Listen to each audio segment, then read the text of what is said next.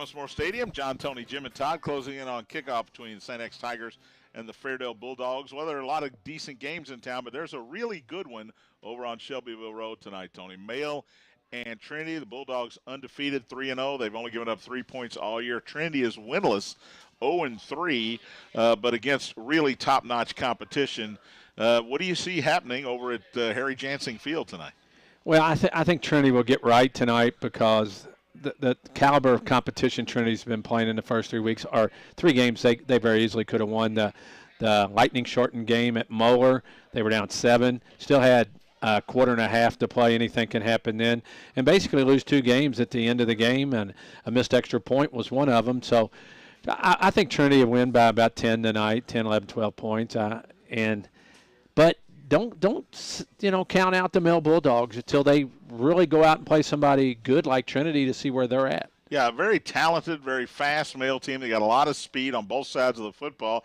Good defense, obviously, by the scores they've been putting up, the goose eggs they've been putting up on the other side. But they lost their best running back, Henry Vestal. He was supposed to be their star running back this year. He's lost with a knee injury for the season. So Chris Wolf, we'll see what they're made of tonight. And this is a good game for St. X to keep an eye on because you got both of these teams coming up in the not-too-distant future. Yeah, and it's just, like I said, it's a good weighing for them to measure where they're at, both teams, and see where they're at. And be interesting to see how that game turns out. Both teams have gone back to their locker room here at St. X. We are about 13 minutes away from kickoff. Take a break, come back, hear from the head coach of the Tigers, Kevin Wallace. You're listening to St. X High School football on the Bissing Impact Sports Radio Network.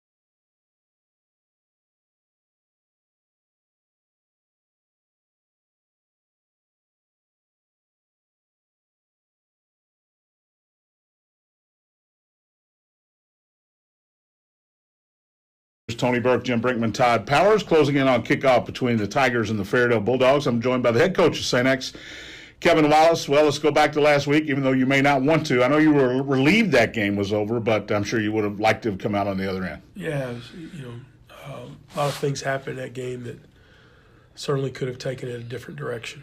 And disappointed that we lost. That's not for myself, but for our kids. I think that,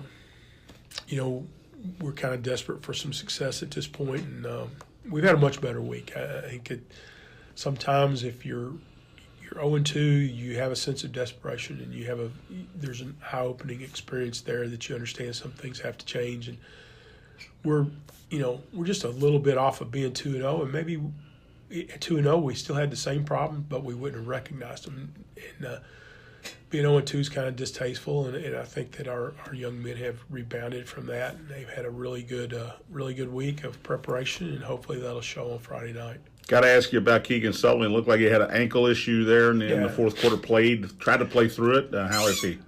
Keegan won't play this week, and we're hopeful that he can get better quickly. Quite honestly, John, you go back and look at the tape, he was 16 for 19 prior to his injury, and he was 7 for 15 afterwards. So he wasn't anywhere near the same player after he got hurt. He didn't have much of a base to throw off of, but he wanted to continue to play. The trainer felt like he could play, and then really looking back on it, considering the severity of the ankle, it probably would have been wise for him not to finish that game. Each week you've had a big play out of Andre Coleman. Talk about him a little bit and what he's brought to the table. Well, Andre's a wonderful young man, a young man that I really like and that has talent. He's a guy that I would like to see be more consistent on the practice field, be more consistent on the game field in terms of his assignment understanding. And that's probably the thing that has limited him a little bit in terms of our use of him. But when he's gotten his opportunities, he made huge plays. You can't argue with that. And he's a guy that we think we need to get in the ball of hands more of. But as we've sit down and talked with him, he's got to understand that there's more to it than just what you do after the catch. There's something you've got to be doing on every play. And I don't think we're anywhere near tapping his potential outside of just catching the football and running with it. Defensively, you threw a shutout in the first half last week. What happened at halftime? Was it just Bowling Green adjustments, or did your defense break down? I think part of the problem was that we didn't get our defense off the field, and the defense didn't get itself off the field. Our first two possessions offensively were, one was interrupted by a holding penalty that put us behind the sticks, and we didn't recover. The other, we had a bad, where we mishandled a snap in the backfield. And I'll say this, for a guy playing with a cast on his thumb and a bulky cast, I thought Keegan really handled the ball real well all night. That was one that he didn't. And both those instances put us behind the sticks, and we didn't recover from it. And then we just couldn't get off the field. And in some of those situations, we kept ourselves on the field with penalties. I think the most disgusting thing of the whole game for me it was just the number of penalties we had, and not only the number but the timing of them. We extended 4 different drives for Bowling Green through penalties that were pretty selfish, to be honest with you. We late hits and personal fouls, things that shouldn't be happening in a game, and things that can be coached out of the game. You can't coach pass interference out of the game. A kid's trying to make a play and he gets pass interference call. It's part of the game. You try to teach holding out of the game, but holding's so subjective to what an official sees that it's tough to teach that out. But the personal fouls, the late hits and stuff, that's got to end, and those are things that really hurt us in the football game. And then, as we told our team at halftime, sooner or later Vito's going to break one. The guy's got an Alabama offer for a reason. He's big and speedy and plays really hard and runs really hard, and you can't give them the football as many times we gave them in the position that we gave it to them and expect to keep them scoreless. But that's not to say that I wasn't disappointed how we played defensively in the second half. I think we certainly can be much better than what we were. And but it's water under the bridge. I'm sorry, Coach. That's about all I can say about it. Yeah. Was the film session loud, especially loud because of those penalties this week? I think there were things outside of the film sessions in terms of just meeting with players individually that they got to understand what their role is, and that you just can't take things upon yourself. And I use the word selfish. I use it in our meetings. I use it in front of our football team. And when you do things like we're done Friday night, where you just blatantly run and go hit somebody, you're putting yourself before your teammates. You're putting yourself before the team. And we had one of those instances in the DeSales game, and really didn't think much about it. I just thought that, well, we're going to talk to him about it and we'll be fine. And then, when the continuation of those things Friday night was really, really disturbing.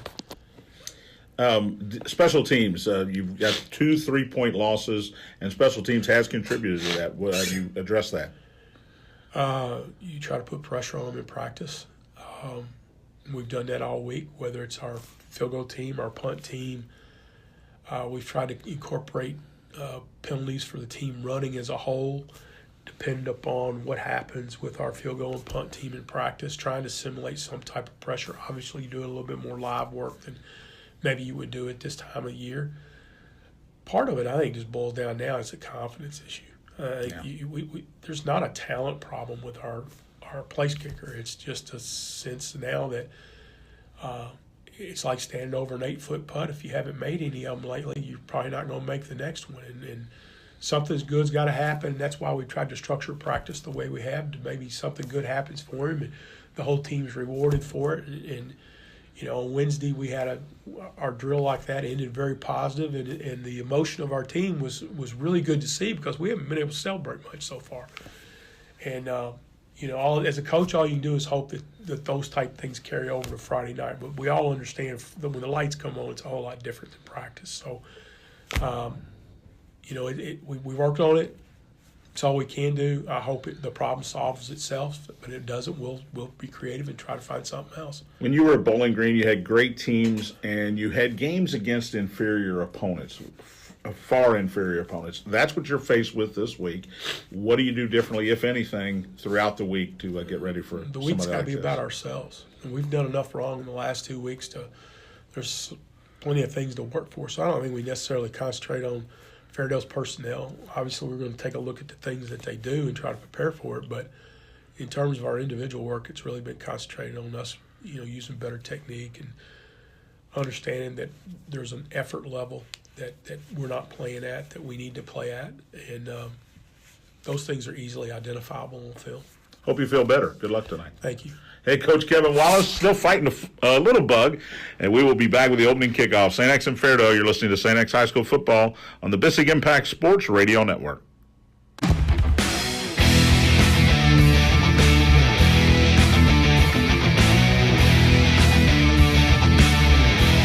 right.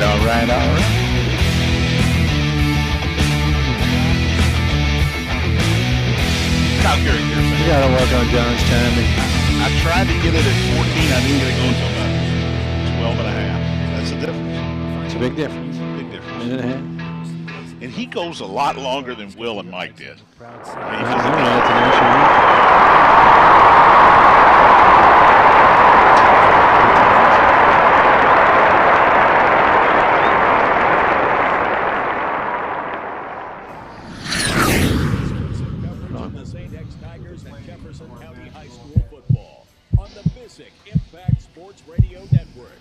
This season's live play-by-play coverage is sponsored by the Eye Care Institute.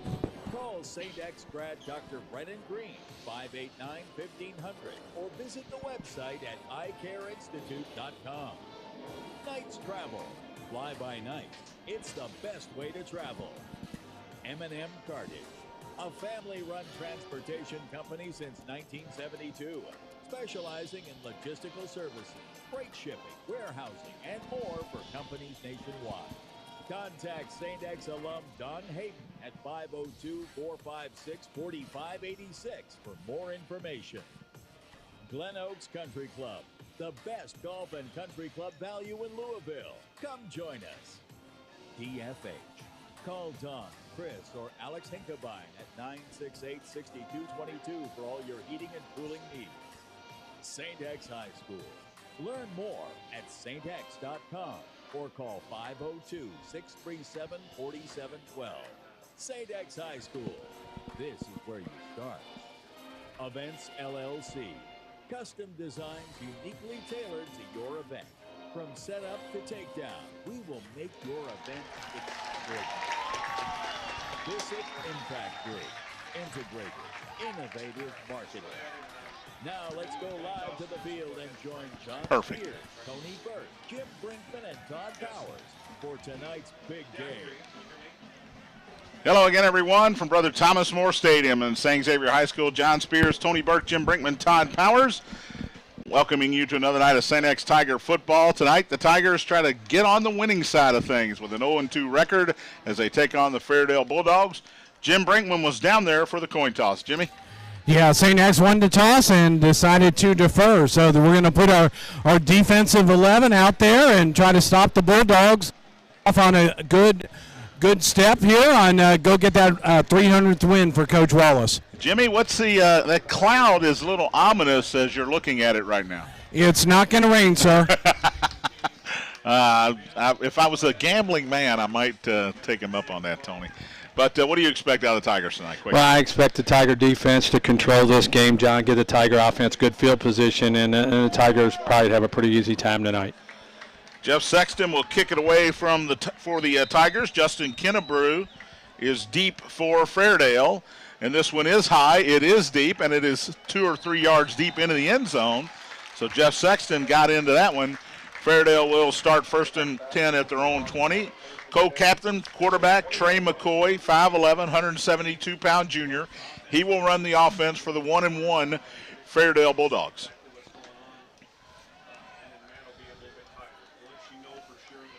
Varga, the two Bascums up front. John, looks like Bowler and Houlihan. And in the middle, Sams and Patrick Owen. Patrick Owen, co-captain tonight, along with Jude Carlin, the safety.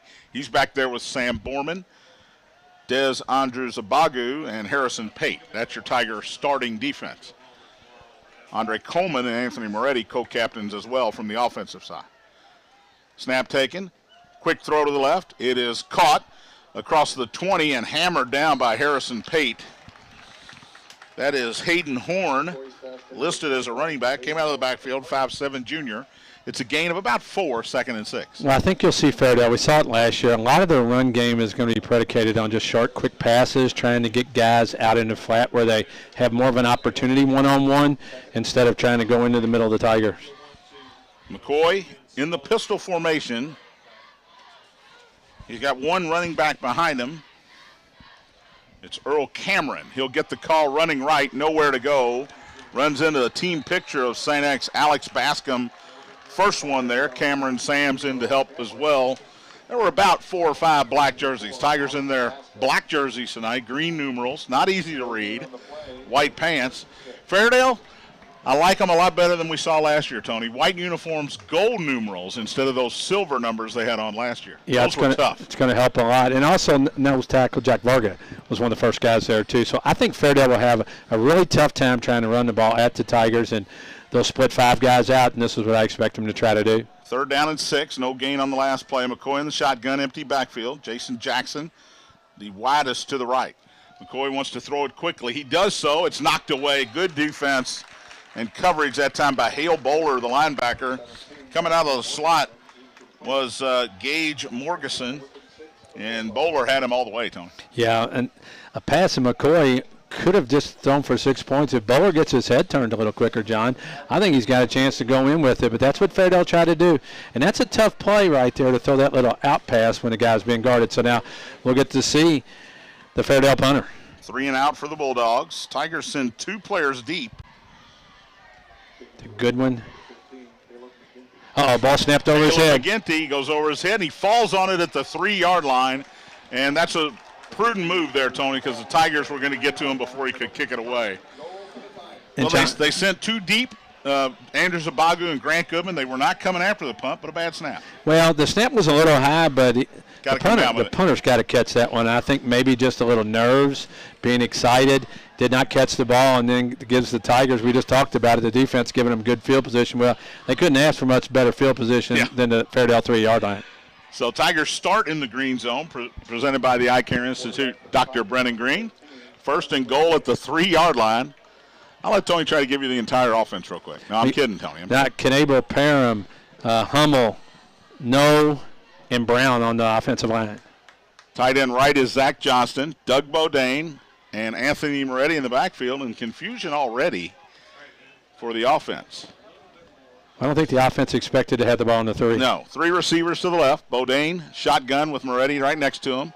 Faked it to Anthony. In fact, I think he wanted to give it to him. Now Bodine runs left.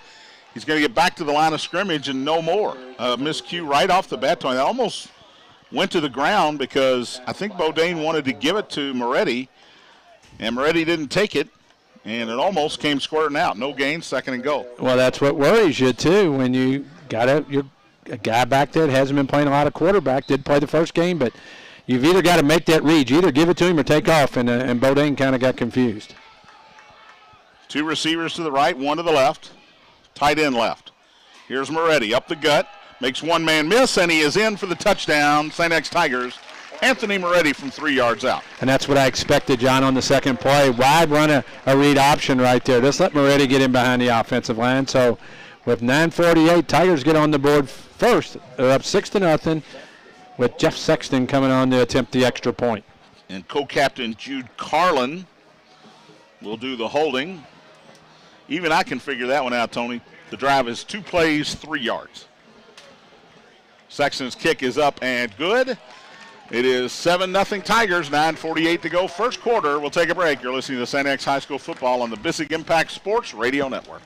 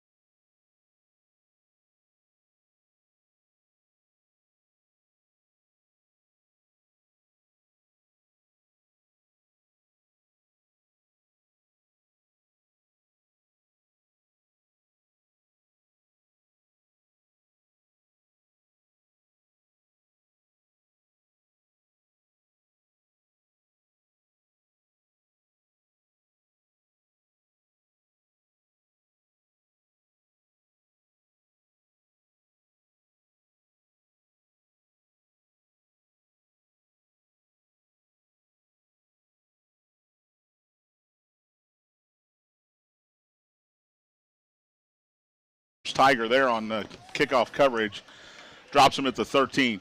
Jim Brinkman, that's my favorite kind of drive. Yeah, it's favorite part of the drive. I talked with Anthony Moretti when he actually called the deferred as a captain, before the game, and he's really excited to see him get off and score. Handoff up the middle, nowhere to go. Boy, the Tigers are winning the battle early in this game. Defensive line making it difficult. Richard Bascom. Actually, Robert Andrioli was the first guy in there. And it looks like the number 2 unit, Ben Thompson, from his defensive end spot, in on the tackle for the Tigers. A loss of a couple back to the 11, second and long. Well, this is what really worries you if you're Coach Lewis Dover. You can't make mistakes. You're undermanned, and now you have terrible field position again, and they're just going to have a really hard time trying to run the ball. Brendan Petrie in at the nose tackle, so a whole new defensive line here on this second series. McCoy takes a snap, handoff, running left, nowhere to go. Inside the 10, fighting his way across the 10 back to the line of scrimmage is Earl Cameron. But first man there was Brendan Petty, the nose tackle.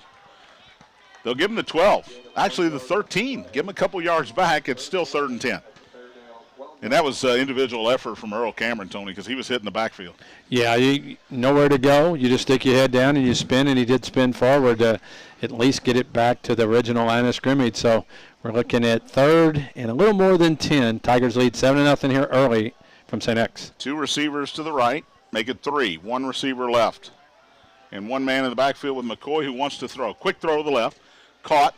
Running down the Fairdale sideline, but really nowhere to go. That's the big receiver, Tony. Ronnie Cook. No, Jacoby Dixon. 6'3", 247, wide receiver. Now that's a wide receiver. That is a wide receiver, the senior. He got out to about the 17-yard line, so give him 4 yards, but that'll bring up 4th and 6. And a second consecutive 3-and-out to start the game for Fairdale. Yeah, Tigers bring the blitz. Fairdale expecting it and let them come try to get it out, but they only get 4 yards. So now what really hurt the Bulldogs on the first possession, they're doing again from the 6-yard line. Caleb McGinty in punt formation. Tigers drop out of there. High, short kick. It's going to bounce at the 40 and picked up by Andrew Zabagu at midfield. Makes one man miss, and then he steps out of bounds at about the 45-yard line of Fairdale. He took it at the 50, so a 33-yard kick, 5-yard return for Andrew Zabagu. Tigers have it 1st and 10 at the Fairdale 45, 7:53 to go first quarter, 7-0 Tigers. That's about, the punter was only about 10 yards from the line of scrimmage. Yeah. Caught it, took a step, and kicked it, and we decided to get it out of there. So Tigers, once again, they're going to start on the Fairdale side of the field. Douglas Bodine, the junior, 6'1", 171-pounder, in the shotgun. He's got Moretti to his left, 3 receivers to the wide side of the field. Ball on the right hash mark, and Zach Johnston is the tight end to the right. And again, Tony, confusion on the first play of the drive. Bodine takes the snap, give it to Moretti. Right side, big opening, hauled down from behind as he crosses the 40.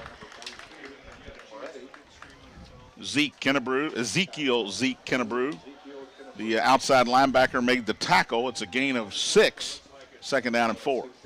Yeah, Tigers going straight ahead. I think Johnny looking at the defense and trying to figure out what to do. A little indecision by the coaching staff, but nobody for Fairdale more than about 4 yards off the line of scrimmage. Empty backfield here. 5 receivers in the pattern. Bodine in the shotgun. On 2nd and 4, wants to throw. Got it out of there quickly. It's Zach Johnston, first down, 35. Dragging tacklers inside the 30 and finally hauled down. Zeke Kennebrew was the first guy to get there, but he needed help. And Zach Johnson took him all the way down to the 27-yard line. Pickup of 12 and a first down for the Tigers. Zach Johnson's a load now. Shotgun, handoff Moretti up the middle. That is that man, Zeke Kennebrew, with a tackle. But again, Moretti carried him for about 6 yards to the 21-yard line. Yeah, it's just straight ahead football besides for the quick pass out to Johnston, and the Tigers have the ball down to the Bulldog 21-yard line, 2nd and 4. Moretti, it looked like he had a backpack, but it was Zeke Kennebrew hanging on to him. Here's Anthony again. This time he cuts back outside, was originally inside. He's going to dive for the first down. He avoided the tackle of the safety, Trey Cook, and was able to dive to the 15-yard line, needed the 16 for a first down. It's a gain of 5, first down Tigers on the edge of the green zone. Well, not a good job by the Fairdale defense. It came from the outside and could not make the play. And all Moretti did was get outside and take off. So Moretti does that one on his own, and now the Tigers have another first down to the Fairdale 14-yard line. Yeah, they gave him 6 on the play. Tigers back in the green zone for the second straight time. Bodine, slant, caught by Coleman. He's tripped up at the 2. Or he was in. Travis Helm saved the touchdown. But, boy, that throw from Bodine, Tony, right into the chest of Andre Coleman. And what is Andre Coleman thinking about, John? Every time he touches it, he scores a touchdown. And he can't score from the 5-yard line? I'm going to let him go. Okay, down to the 2. Ball's between the 2 and the 3. 1st and goal for the Tigers. Nice throw. Justin Borho in as the second tight end. He and Johnston on the right side. Moretti in the backfield. 2 receivers to the left. Expect Moretti here. Fairdale expects it too. They get it. They can't stop it. Touchdown, St. X Tigers. Anthony Moretti from 3 yards out for the second time. John, they go to the right side. They pull Parham and throws a big block on the draw play. Goes in behind the Tigers on the right side, and Tigers go up 13-0 here early in the football game. Just under 6 minutes left in the first quarter. 13-0 Tigers. Jeff Sexton coming on to attempt the extra point. And they brought that Borho in to be the second tight end over on the right from St. Stephen Martyr. And he and Johnston, Moretti just kind of found the hole, that whole right side. There were 4 guys over there, and they created a big hole. Sexton's extra point is good. It's 14-0. Jim Brinkman, before the game, what was the mood over on that St. X sideline? Because here's a team 0-2. They had to be licking their chops here. Yeah, they're licking their chops. They really responded to Sexton's kick into the end zone because, obviously, it's disappointing what we end up doing in overtime against Bowling Green, but to have that kicker come out and put the ball, in for a touchback to start the game, he got, high-fived by about 10 of his teammates. So they really responded. Anthony Moretti has responded.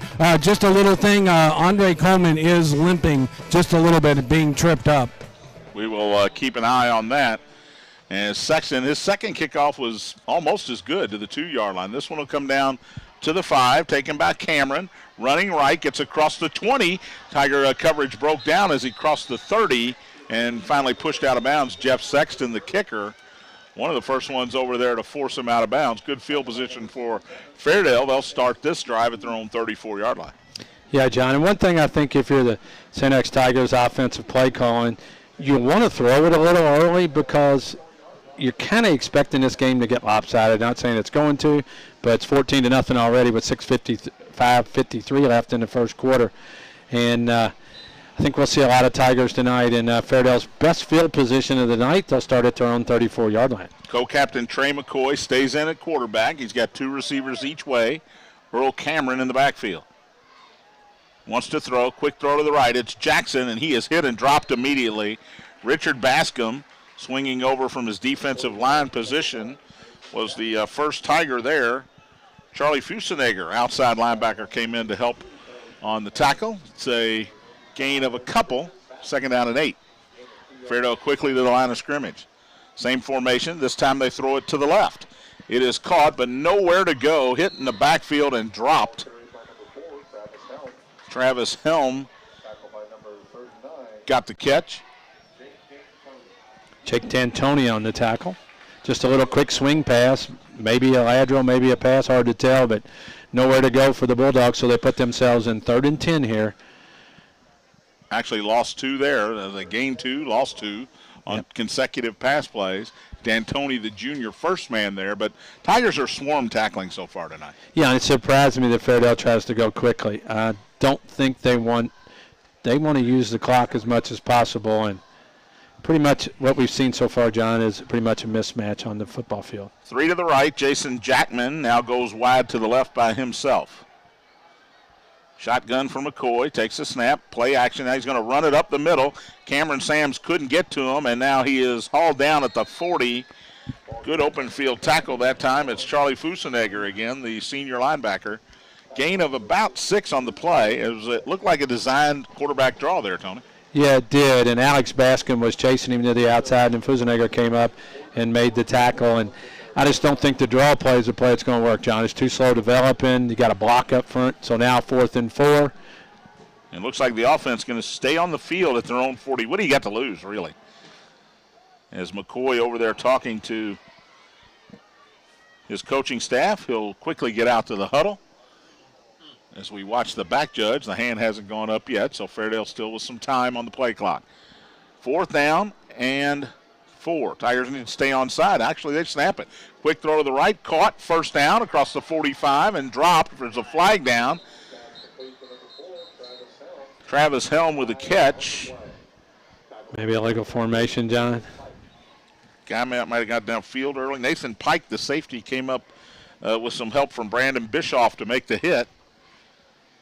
And they are going to wave the flag off. So a 1st down for Fairdale, their first of the game, out to the 48-yard line, a gain of 8 on 4th and 4. A nice little play. Just get it out quick, get to the down marker, and get yourself upfield and get a 1st down. So the first down of the night for the Bulldogs, and they get it out to their own 48-yard line. 3:35, clock moving, first quarter. 14-0, St. X with the lead. 2 3-yard touchdown runs from Anthony Moretti. So I didn't know we hit some home runs early. Yeah. 3-run homer.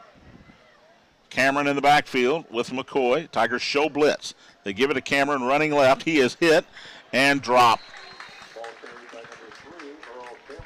First man there was Jacob Exley, the inside linebacker, the senior. Came through clean, Tony, and made a hit in the backfield. It's a loss of a couple. Yeah, Johnny did, and he got there and he got some help by Ben Thompson. Just nothing there, so a loss of 2 for the Bulldogs on 1st down. Seen a lot of Tiger defenders already working them in and out, getting a lot of guys some reps tonight. Daniel Tosta, the junior, is in there at defensive end. Zane Peckinpah, the linebacker. Quick score from out at Ballard. Central leads Ballard in the second quarter, 14-7. One receiver to the left. That's the big man, Jacoby Dixon. 2 to the right on 2nd and 12. Hand off to Cameron, hit at the line of scrimmage, fights forward to the original line of scrimmage, the 48, so he got the 2 yards back, but that'll bring up 3rd down and 10 up off the bottom of the pile. Daniel Toasty. Fusenegger in on the tackle as well. 3rd and 10. McWash in there, too. Yeah, you're going to see, we're going to get a whole lot of names out tonight, it appears. We updated our roster tonight. Yes, we did. And my favorite play, of course, Tony, the quarterback runs to the sideline, gets the play, and then has to run back and relay it in the huddle. Got to be in good shape to do that. 2 backs in the backfield this time on 3rd and 10. Rolling right, McCoy throws high, deep down the right side. Good coverage out there, but it's caught. Both players got turned around, Harrison Pate and Jason Jackman, and Jackman with a circus catch at the 22-yard line, make it the 23. Yeah, Tigers get good pressure, so Make it the 24. Throws the ball up in the air, McCoy does, and it just kind of fooled the receiver and Harrison Pate, and the receiver, Jackman able to adjust. Jackman did a great job of adjusting. Gain of 28 on the play. 1st and 10, under a minute and a half to go here in the first quarter. 2 receivers go wide to the left. Dixon to the right on 1st and 10. Fullback in there now, and they'll give it to Cameron running left. Made one man miss, but now the pile still moving. Jack Varga, one of the first guys there for the Tigers. It's a gain of a couple down to the 22-yard line. It'll be 2nd down and 8 with a minute to go in the quarter. Patrick Owen also in there to help out, but of course this is the best field position of the night for the Fairdale Bulldogs, down to the Tiger 22. We're just under a minute here in the first quarter. Tigers lead 14-0. Some of the starters back in now. Ethan Stacy is in at linebacker. Second down and 8 for the Bulldogs at the Tiger 22-yard line. Expect to throw it quick here. Split backs next to McCoy. Wants to throw. Does throw quick toward the end zone. This one's going to be picked. Desmond Andrews Agbagu took it at the 2. Got it out to about the 7. Underthrown ball, and Dez was waiting for it. Had a better shot, much better shot at it than the receiver.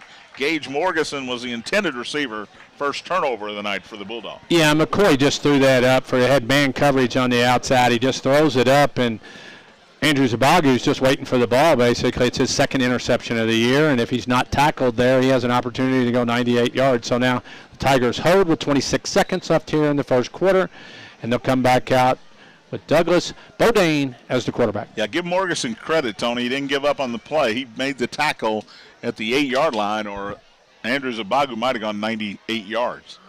1st and 10, Bodine. He's got a new running back in there, Miles Harris. It's a front pitch to Goodman, running left. Cuts inside at the 5, back to the line of scrimmage, not much more. That was the jet sweep, but it was a variation of it. It was a pitch forward, so it was a pass, a completed pass from Bodine to Goodman. No gain on the play. It'll be 2nd and 10. Tigers quickly to the line of scrimmage with 6 seconds to go in the quarter. They're going to let it run out. 1 quarter in the books, 14-0 St. X. We'll be back for the 2nd quarter of action. You're listening to St. X High School football on the Bissig Impact Sports Radio Network. In my house, watching the game is a big Quick deal. quarter. But when it's not on, getting We'll high take that. quality Tim, you do cut content us at like commercials, Saturday don't you? get-together is an even Okay, I bigger just wanted to make sure.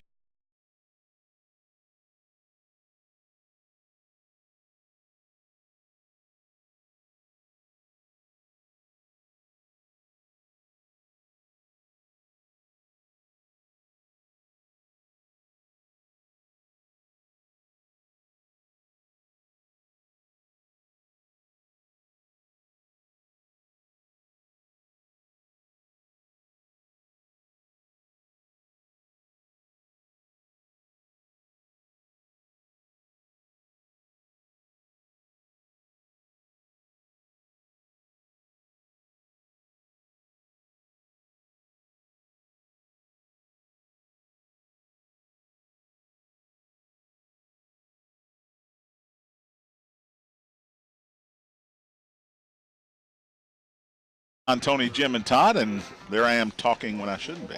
Jim Brinkman, impressive first quarter for the Tigers, and Desmond Andrews Abagu was he read that one the whole way.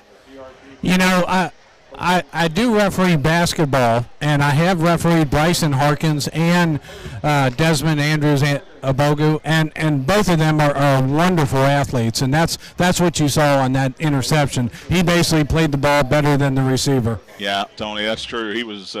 It looked like he knew the play. 2nd and 10 for the Tigers as we start the second quarter, leading at 14-0 from their own 8-yard line. Bodine keeps it, runs up the middle, across the 10, 15, out near the first down, short of it, I believe, by about a yard.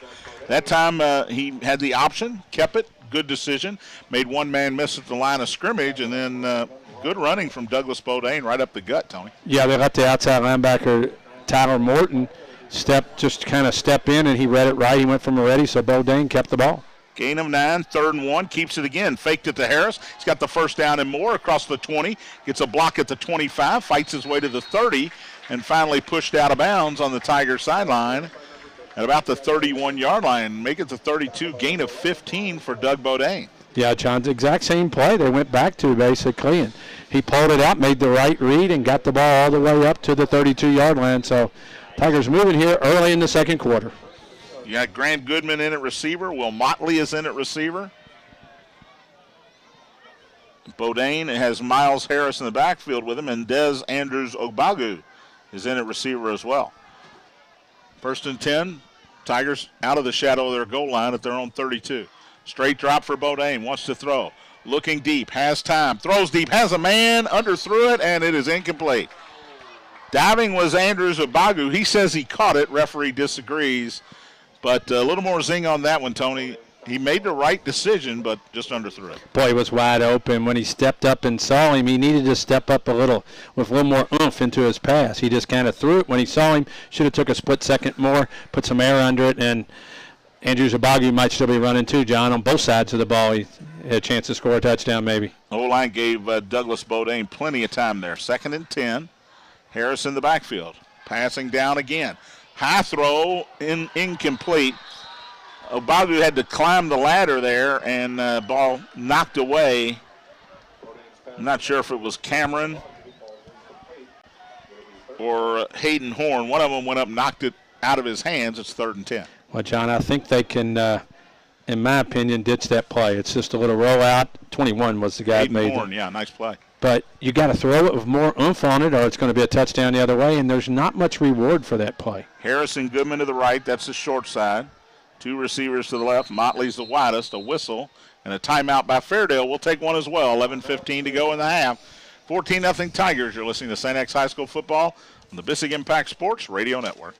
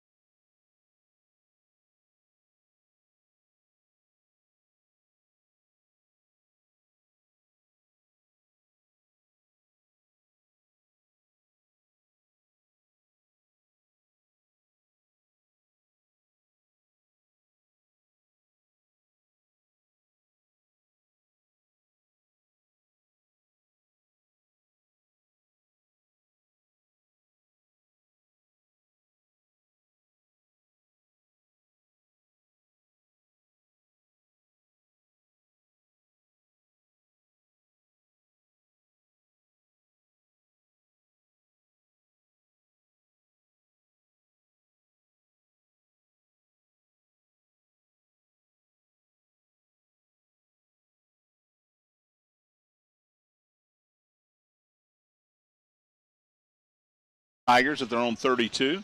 11:15 to go until halftime. Doug Bodine in the shotgun. He's got Moretti to his left. He wants to throw. Moretti gives him a block. Now it's breaking down. Running right is Bodine. Cuts inside at the 45, 50. Gets a block at the 45. It's a foot race. And they're not going to catch him. Douglas Bodine, 68 yards. It was a pass play, wasn't there, pulled it down, took off, got a great block, Tony. See if you can see who got that block on the replay, but that's 68 to the house for Douglas Bodine. Well, Bodine turned it to the side, and it was one of the receivers, and I couldn't pick up the number, but poor job of tackling by Fairdale, and Bodine just kept going and gets a big touchdown. Now the Tigers lead 20-0, 10:58 left here in the first half. Jeff Sexton in for the extra point. Jude Carlin will hold.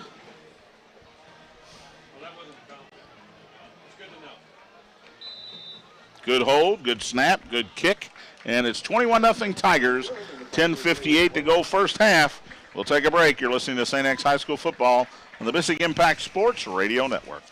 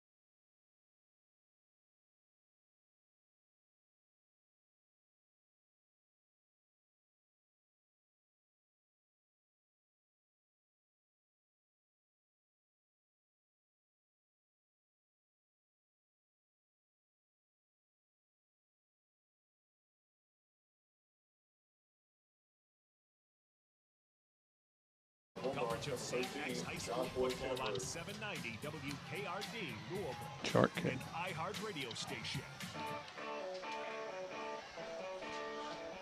Back at St. X, John, Tony, Jim, and Todd. Jeff Sexton's kick taken at about the 10 by Kennebrew. He gets across the 20. He danced at about the 18 for 4 or 5 seconds. And that's not how you do it. No, Jake D'Antoni, the first one there. Hale Bowler was there as well. And Fairdale will take over 1st and 10 at their own 23-yard line. Good speed that time from Doug Bodine, Jimmy.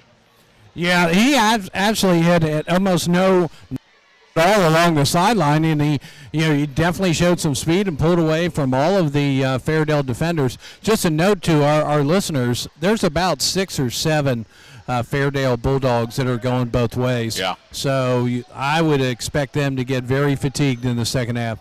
Handoff, running right, first carry of the night for Jordan Eskridge, co-captain tonight, the sophomore. Not much there. Got to the 23, which was the original line of scrimmage, so no gain. It'll be 2nd down at 10.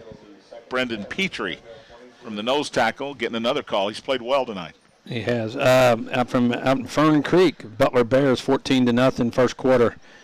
I still really like that Butler team, at least the offense. At least the offense. I'm not sure they can stop anybody yet, but they can score. 2nd and 10. McCoy goes to the sideline, gets the play, runs back to the huddle, gets some oxygen. Now he's ready to go. Earl Cameron in the backfield. 2 receivers to the left, 1 to the right. Play action, quick throw to the left, and almost intercepted behind the intended receiver. And it looked like Zane Peckinpah was going to go the other way, Tony. Yeah, if he makes a little better pass, Peckinpah can catch it. It went behind Peckinpah and the receiver, and actually closer to probably James Taylor, who was guarding the other receiver. So a poor thrown ball by McCoy, and Fairdale gets lucky that the Tigers do not pick it off. Gage Morgeson was the intended receiver, and Zane Peckinpah, it was actually behind him as well. You're right. It would have been a tremendous athletic interception had he been able to pull it off. In any event, 3rd and 10 for Fairdale at their own 23-yard line. 2 receivers to the left. Jackman is the widest. Now make it 3 that way as Cameron comes out of the backfield. 1 to the right, looking right, throwing right, caught and knocked away. Good defense. Dixon was the intended receiver. Was it Harrison Pate? Yes, John, it was. Who ripped it out of there, and Fairdale will have to kick it away. It was going to be enough for 1st down yardage, and great job by the senior Harrison Pate. Yeah, the big guy Dixon coming on a quick slant.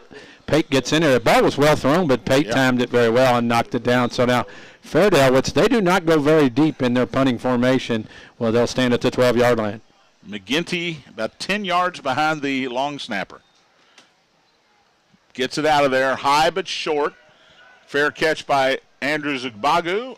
He will take it right on the yellow of the X in St. X territory at the 47-yard line. The Tigers will start 1st and 10 there. 9:39 to go first half. 21-0 St. X with the lead.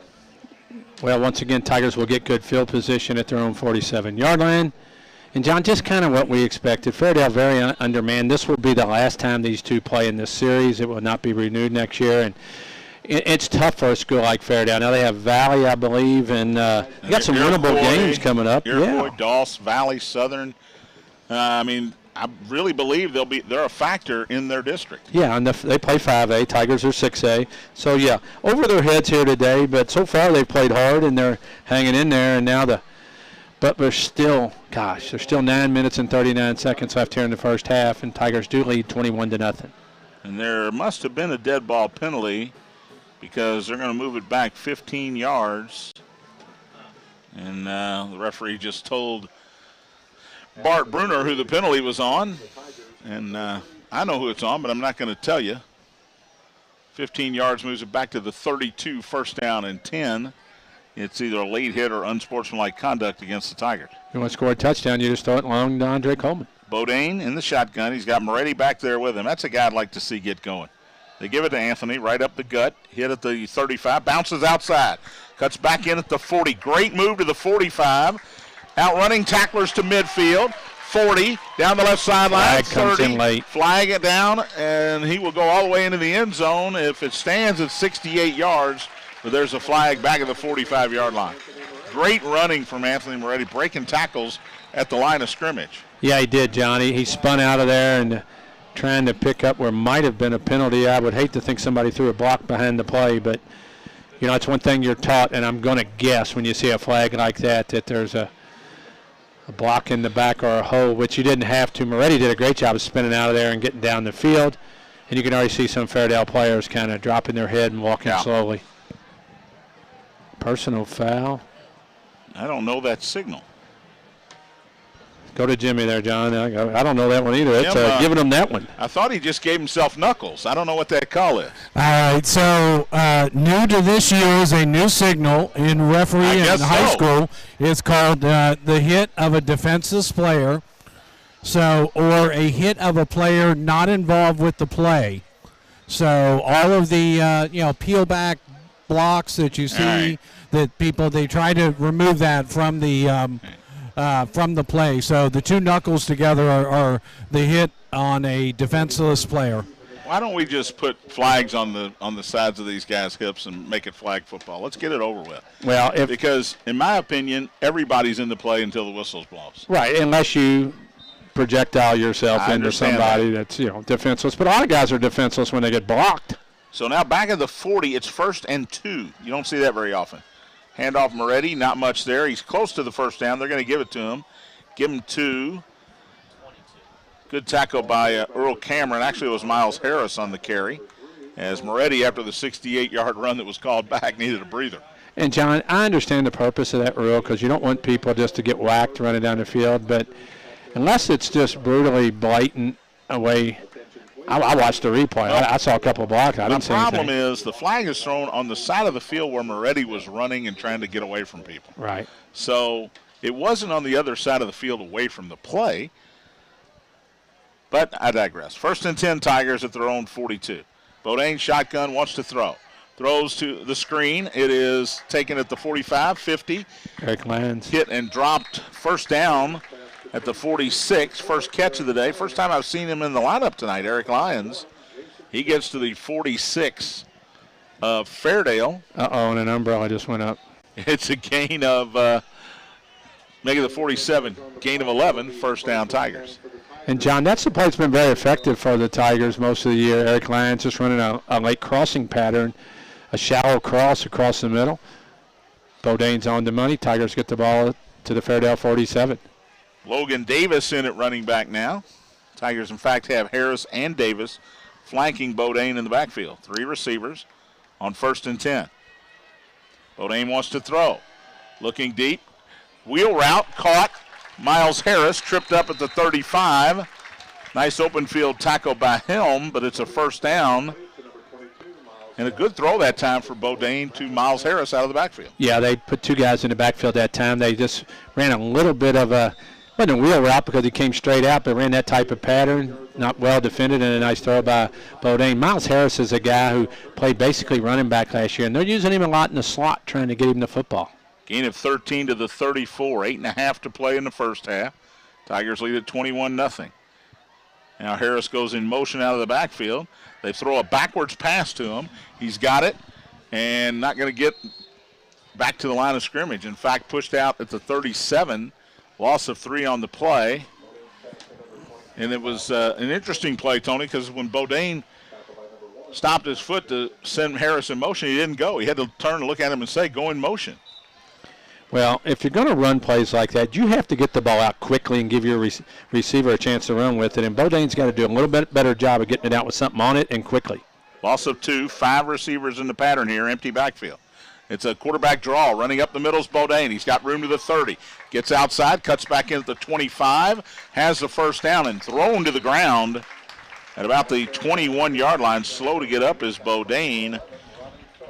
And Trey Cook really threw him hard to the ground, but pickup of about 15 on the play and a first down. So Doug Bodine get a lot of rushing yards tonight. Yeah, nice job by the guys up front. They just peeled off some of the Bulldog defenders. And actually, you don't say this very often, but a good non-block by Bryson Harkins, who could have blocked in the back and kind of stopped and let Bodine go by. 3 to the right, Harris in the backfield. Ball on the left hash, in motion is Lyons. Fake it to him, give it to Harris. And nice job by the Fairdale defenders to not fall for the trap that time.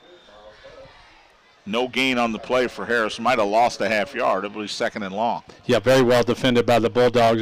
To me, it looked like it's a play that probably should have worked because they faked the jet sweep. They run that off-tackle kind of trap play, and 2 Bulldogs there to make the play. Tigers lead 21-0, 7:36 left first half. 2nd down and 10 at the 21.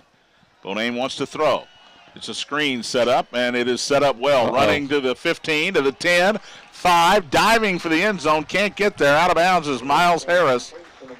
Boy, they set that one up well, Tony. Let the defensive line come through, and Miles Harris had a couple of big uglies out in front of him.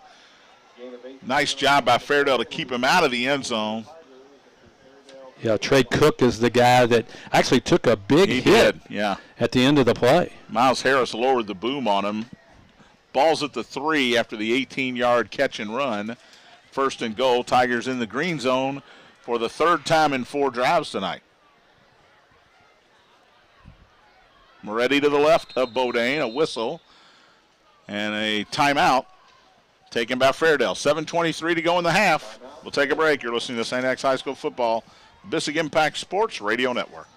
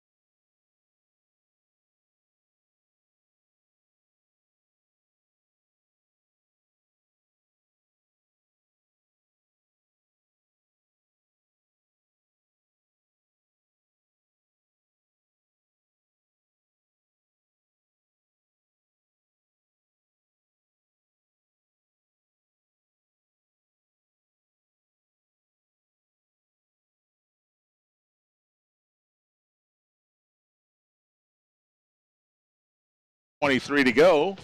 First half, St. X leads Fairdale 21-0. Tigers knocking on the door. 1st and goal at the 3. Bodine in the shotgun. In motion to the left, Lyons, and back to the right. A whistle and a flag. And it's a false start against the Tigers. We'll move it back to the 8. Update from Shelbyville Road. After 1 quarter, Mayo leads Trinity 10-0. That's a Mayo team that, again, now they've gone, I can do the math here, 13 quarters, have given up 3 points all season. That's impressive. 1st and goal at the 8. Same play. Lyons goes in motion left, back to the right. Rolling right is Bodine. Throws. It is intercepted. What a play from Jackman. One-handed interception. It was intended for Harkins, a little underthrown, but Jason Jackman just made the play of the night, Tony. Yeah, he did. I'm watching the replay right here. It was underthrown, and, got it with one hand, brought it down. And you know, Douglas Bodine has not played a lot of quarterback, and when you're throwing that roll-out pass like that, you can't let it just float out there, and that gives the defender a chance. And now the Bulldogs get a stop. Tigers lead 21-0, 7:15 left here in the first half. Touchback will give Fairdale the ball at their own 20-yard line, 1st and 10.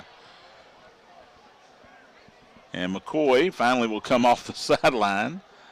Mick Walsh is in there at one of the defensive end spots. Nick Bruner is on the nose, I believe, although he's listed as a defensive end. 1st and 10, Fairdale. One receiver each way. They'll fake it to Cameron, wanting to throw over the middle, and it's through the hands of Dixon and incomplete. Good coverage over there by Sam Borman was the closest Tiger. That throw was on the money, just put it right where it had to be, and Dixon just couldn't come up with it. Yeah, they run the slant where they run it behind the linebackers and in front of the safety, and not a bad throw, but the big guy's got to come up with that one if you want to move the football. Ben Thompson is in a defensive end for the Tigers as well. Jacob Exley in at inside linebacker. We see Ethan Pruitt over here on this corner. 2nd down and 10. McCoy takes a snap, handoff to Cameron, running right, hit at the line of scrimmage, tries to bounce off of it, and he's just not going to get very much, maybe a couple yards. Gang tackled by the Tigers. Hale Bowler gets up.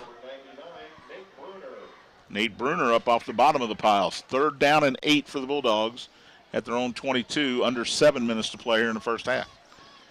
Yeah, John, Tigers playing lots of guys. I know you're reading off numbers, but mixing them up. Got some of the starters with some of the guys that are backups. And with that interception in the end zone, the Tigers still lead by 3 touchdowns. But looks like the umbrellas have gone down, and hopefully we'll get through this night. We're going to check with Jim on the forecast here in just a second.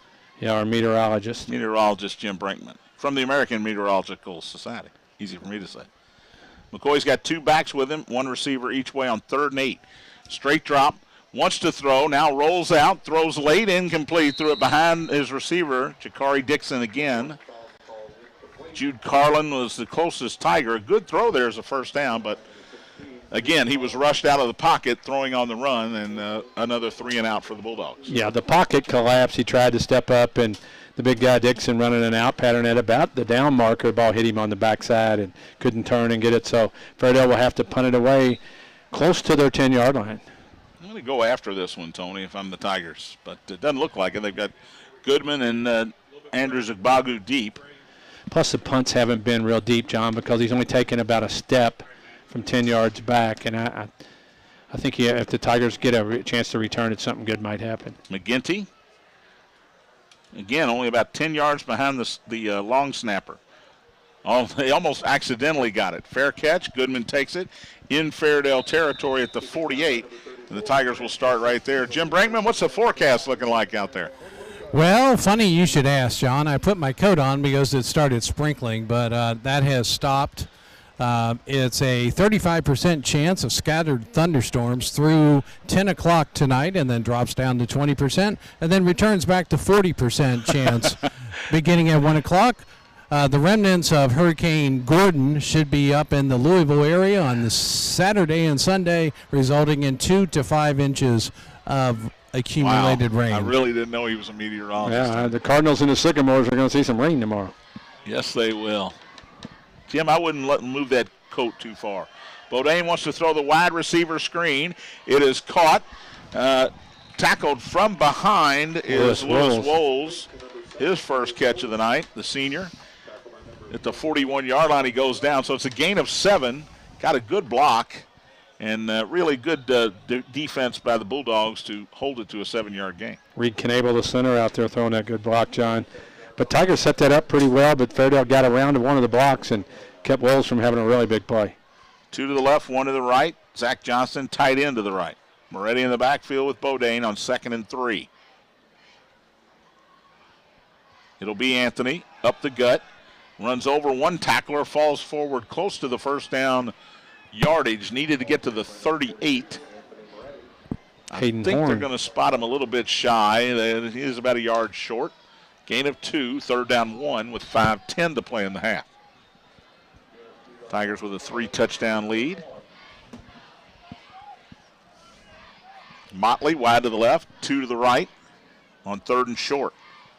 Here's Moretti running left side, cuts it back inside at the 35, fights his way down near the 30-yard line. They'll spot it at the 31. It's a gain of 8 and a first down for the Tigers. Zeke Kennebrew makes the tackle as Moretti gets the ball to the 31-yard line. Just under 5 minutes to go here in the first half. 21-0 Tigers. Tigers have the ball at the Fairdale 31-yard line.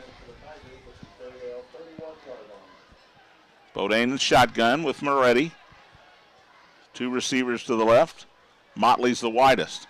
Looking over the middle, now coming back to the right. Another screen, caught, 30, 25, 20. Cuts inside and dropped inside the 15-yard line. That is Anthony Moretti, and he's still down, slow to get up. Now he'll jog off. He's going to jog back to the huddle. Now he'll jog off gingerly. Took a shot or came down hard. Yeah, and you get him out of the game, man, right now. 21-0 here in the first half. But he just kind of drifted out of the backfield. Bodine just drops it to him. He gets the ball down to the 14-yard line of the Bulldogs. Tigers in the green zone, brought to you by the Eye Care Institute, Dr. Brennan Green. 3 receivers in the pattern. Miles Harris is in at tailback. He'll get the call. Big hole up the middle. 10, 5, and hauled down from behind. Jason Jackman may have saved the touchdown at about the 3-yard line. Gain of 11. Good trap blocking right up the middle by the offensive line that gave Miles Harris some room. What I like what Miles Harris did there, he didn't look. He just went forward as quick as he could. He got into the secondary. Now Tigers will go a little quicker from the Fairdale 3-yard line. Same formation, same personnel. Same play. Same play. Touchdown, St. X Tigers. Miles Harris from 3 yards out. His first touchdown of the night. Well, Miles Harris is not waiting to find holes. He's not waiting to see where the Bulldogs are. He's just taking it and going. And we have a player. Got a Bulldog hurt there. Let's see what's going on here. We've got a flag again. They're going to wave it off. They're going to wave it off. They've waved off a lot of them. They waved off more than they've called. So Harris gets the 3-yard touchdown. 3rd 3-yard touchdown run of the night for the Tigers. Yeah, I thought it might have been a defenseless Bulldog trying to make a tackle. Oh, wow. Wow. Jeff Sexton in for the extra point. Jude Carlin will hold it. 3:50 left here in the first half. Good snap, good hold, good kick. 28-0 Tigers. We'll take a break. You're listening to St. X High School football on the Bissig Impact Sports Radio Network.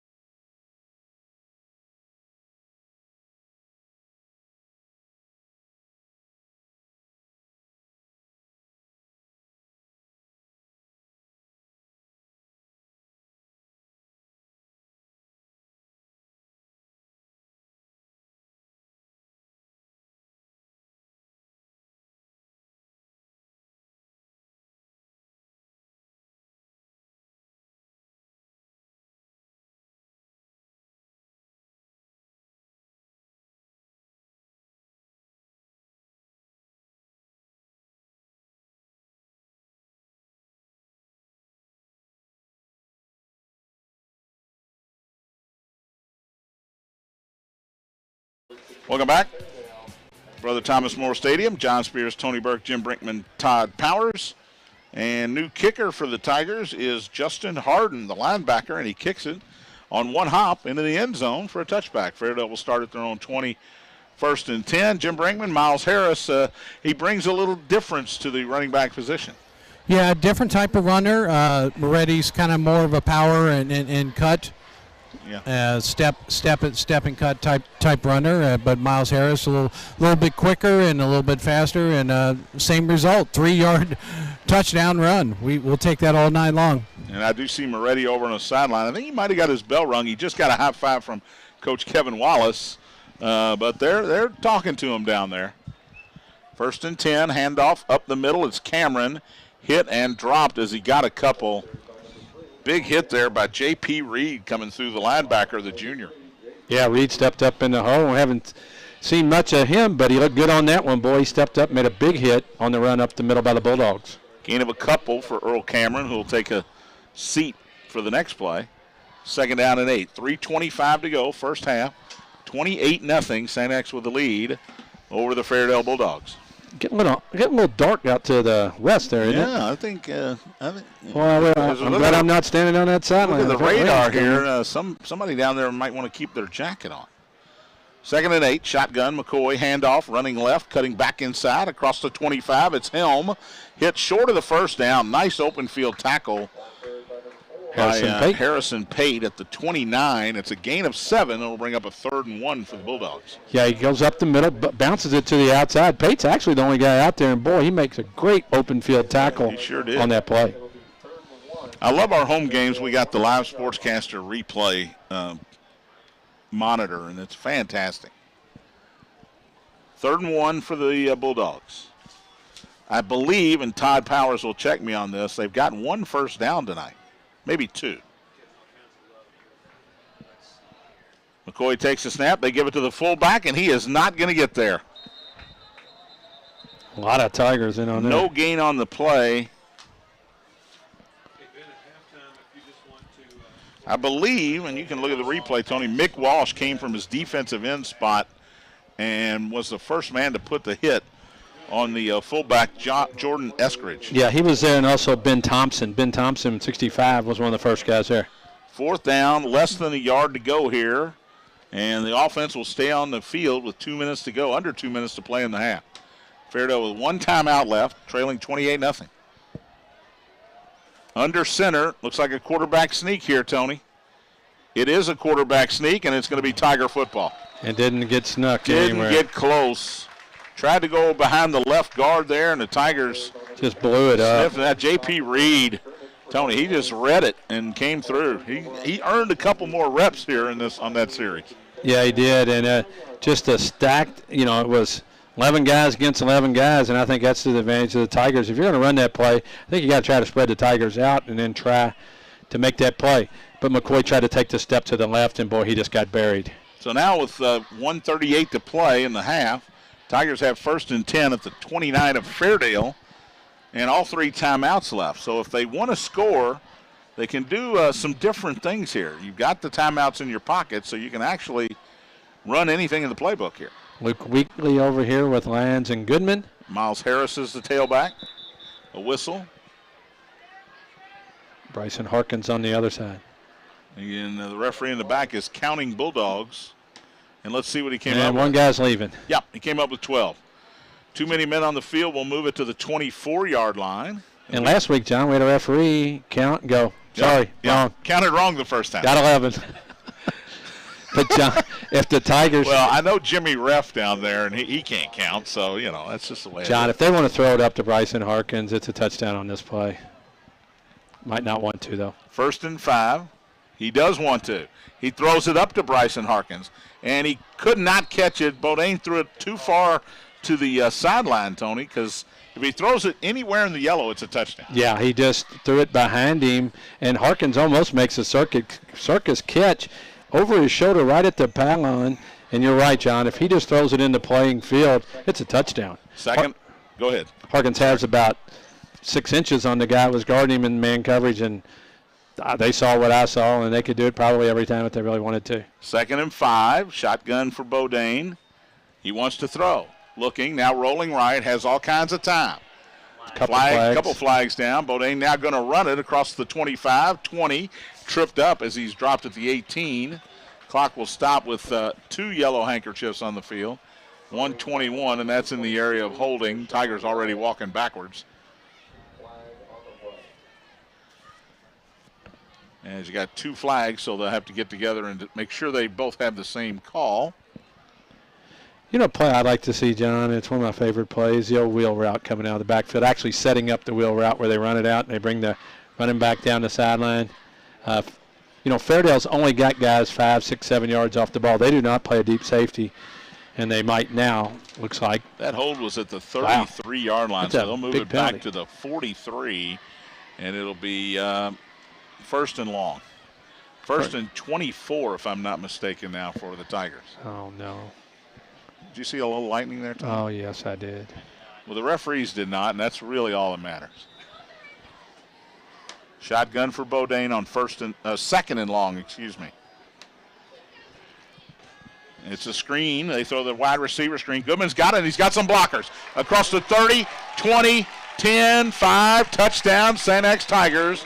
Douglas Bodine to Grant Goodman, 43 yards for the touchdown. And he had blockers, and they didn't have anybody to block. No, there was only one Bulldog back there, and Goodman basically just ran through him behind him. He's just a sophomore. Really nice athlete, Grant Goodman, and the Tigers go up 34-0 with the extra point coming here with 1:11 left in the first half. Is it still Jeff Sexton, Tony? It is Jeff Sexton. 1:11, as Tony mentioned, to play here in the first half. Sexton's kick is up and through, and it is 35-0, which is 1 point away from the running clock. Jim Brinkman, that play was set up very well by the St. X offense. And the other question is, did you see any lightning? No, you didn't. No. Don't say that word. No.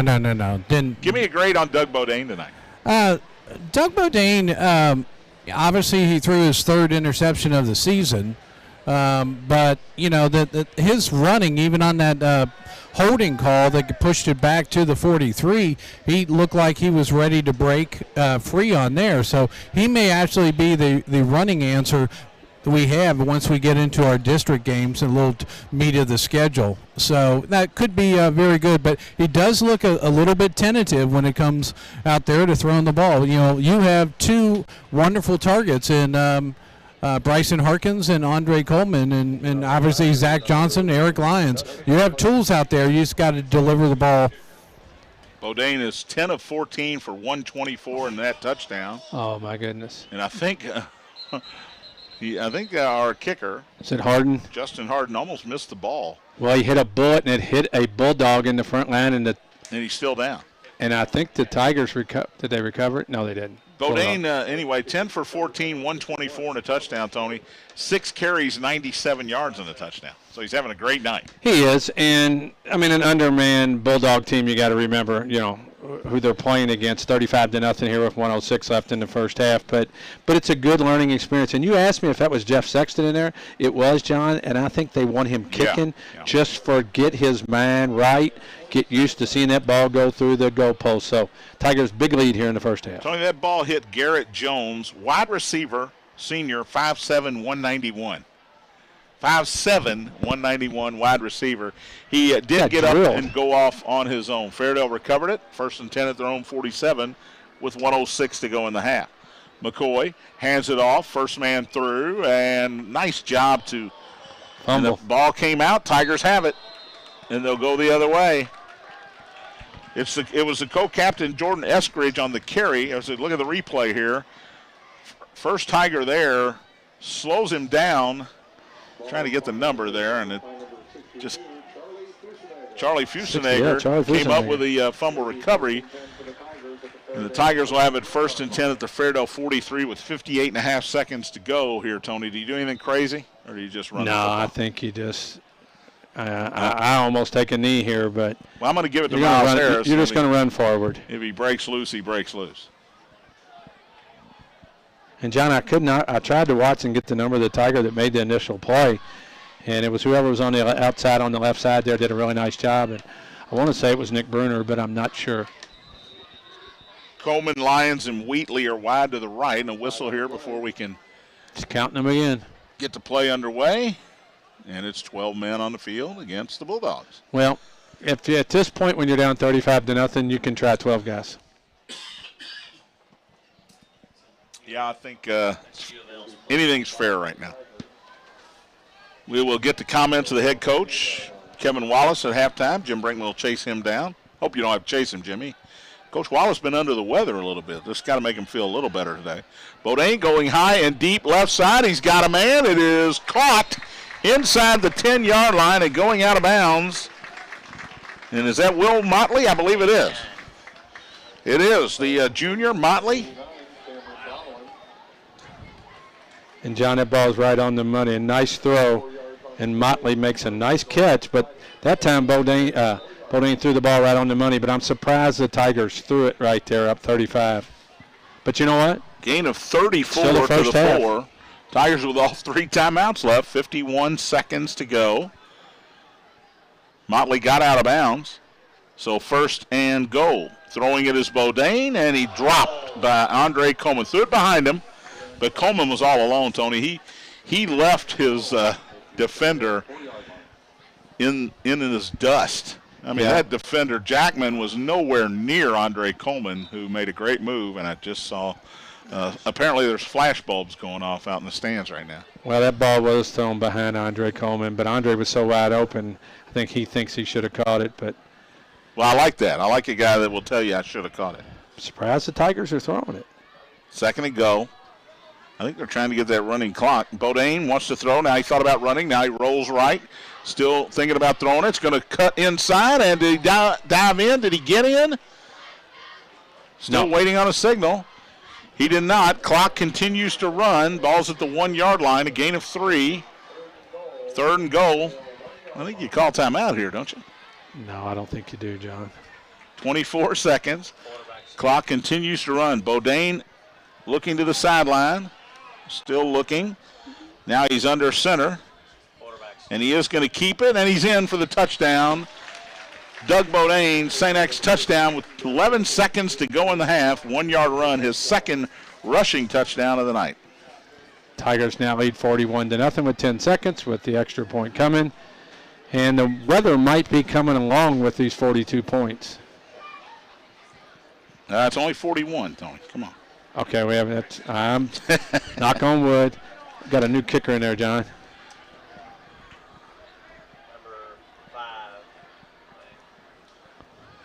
And he boots it up. It might have been left there. No, but it's good. Get you a number. New there. kicker it's not Varga. I can promise you that. Not Varga, and I don't have another 5 on here. We'll figure it out. In the meantime, it's 42-0 Tigers with 10.9 seconds to go in this first half. And I think the move there is, it's still the first half. We're still trying to give Doug Bodine plenty of reps. And even though the referees have ignored it, we've seen some light flashes.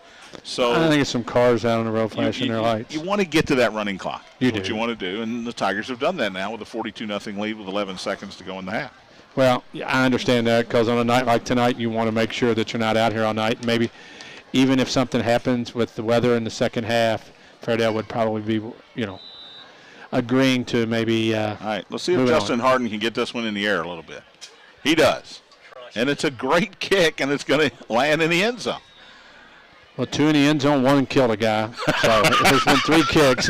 One was a sniper shot, and the other 2 went in the end zone. Yeah, it's 2 out of 3. That's not bad. First half comes to an end. We had the running clock, so 42-0, the Tigers with the lead. Jim Brinkman trying to hunt down the head coach, Kevin Wallace. He's still looking for him. Kevin Wallace over here talking to Patrick Owen. Probably telling him his night's over. Let's go down to Jimmy. He's got the coach. Jim?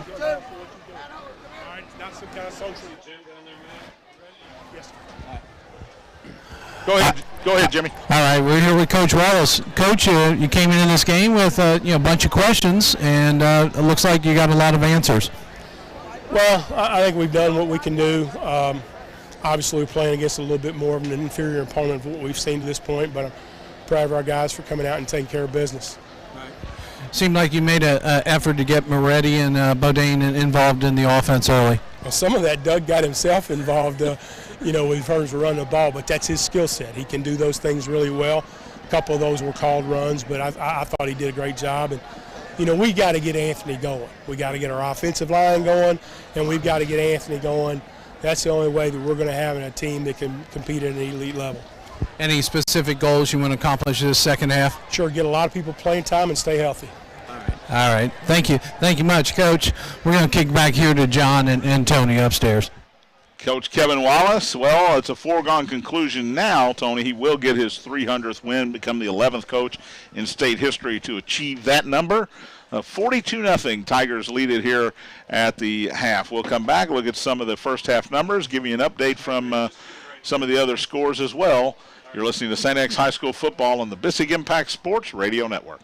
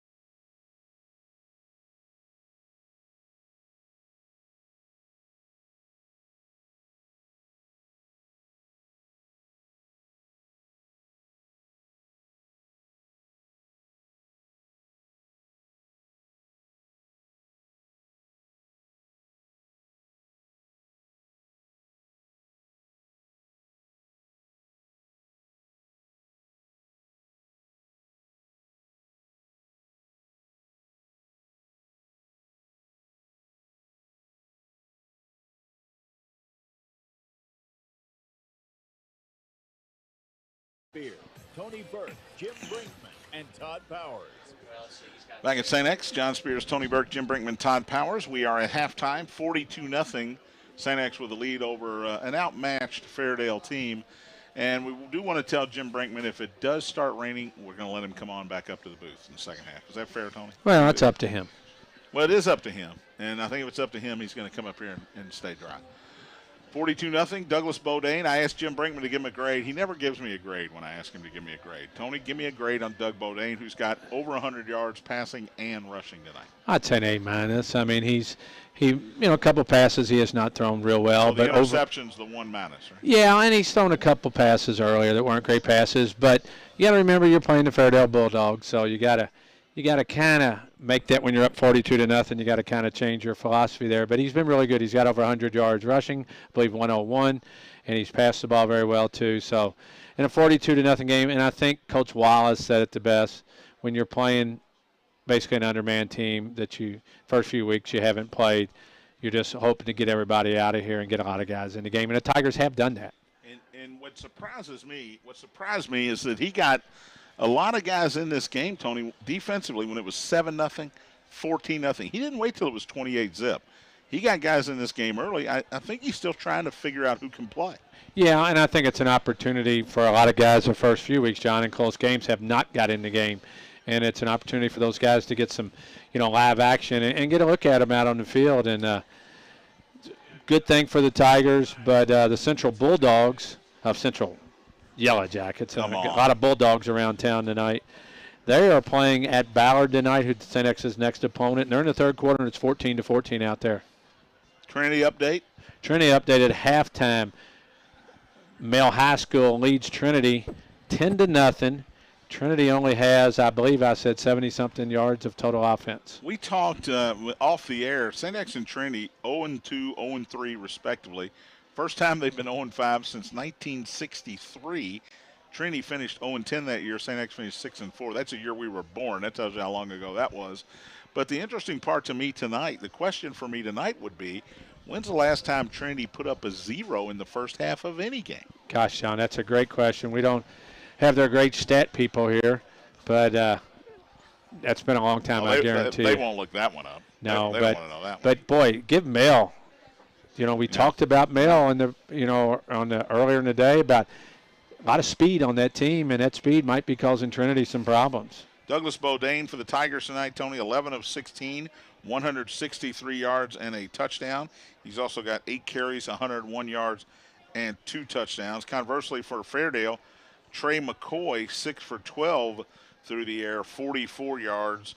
And their leading rusher, Earl Cameron, 7 carries for 8 yards. It's been all St. X tonight. In fact, 8 different guys have caught passes from Doug Bodine. He's got 11 completions tonight to 8 different receivers. Yeah, he's made pretty much the whole game made good decisions. And like I said, a lot of guys getting an opportunity to hit the field for the Tigers. We will have a running clock here in the second half. So I think you're getting what you wanted out of tonight's game. A lot of guys playing. You've got a comfortable lead. Coach Wallace could care less about his 300th win, but he will get that out of the way tonight. And did you make him a cake? I think we got one, John. We'll go get it after the game. I thought that was your responsibility. No? I guess I missed. You better run to Dairy Queen and get one of those. Get one of those ice cream cakes. I would like to give a score. Southern and Seneca. Seneca, who has struggled all year long, is only down 14-0 at halftime. Only down 14-0. All right, Andy Schultz, head coach of the #1 in the state St. X Tiger soccer team, was asked him to join me at halftime tonight. He's got a bad back, so he headed home to watch a little soccer, listen to us. But I did want to mention that St. X is now 5th in the nation in the soccer poll, and they play the nation's #2 team, Cleveland St. Ignatius, tomorrow night, 6 o'clock at Xavier University up in Cincinnati. So if you're looking for something to do tomorrow night, you can do a lot worse than to go watching 2 of the top 5 high school soccer teams in the country tomorrow night. That's 6 o'clock in Cincinnati, Xavier University, #5 St. X against #2 Cleveland St. Ignatius. I would love to get up there if it wasn't so exciting for me to go out and watch Louisville and Indiana State tomorrow night. So we will take a break, have more on the Eye Care Institute halftime report. 42-0 St. X leads Fairdale at the half. You're listening to St. X High School football on the Bissig Impact Sports Radio Network.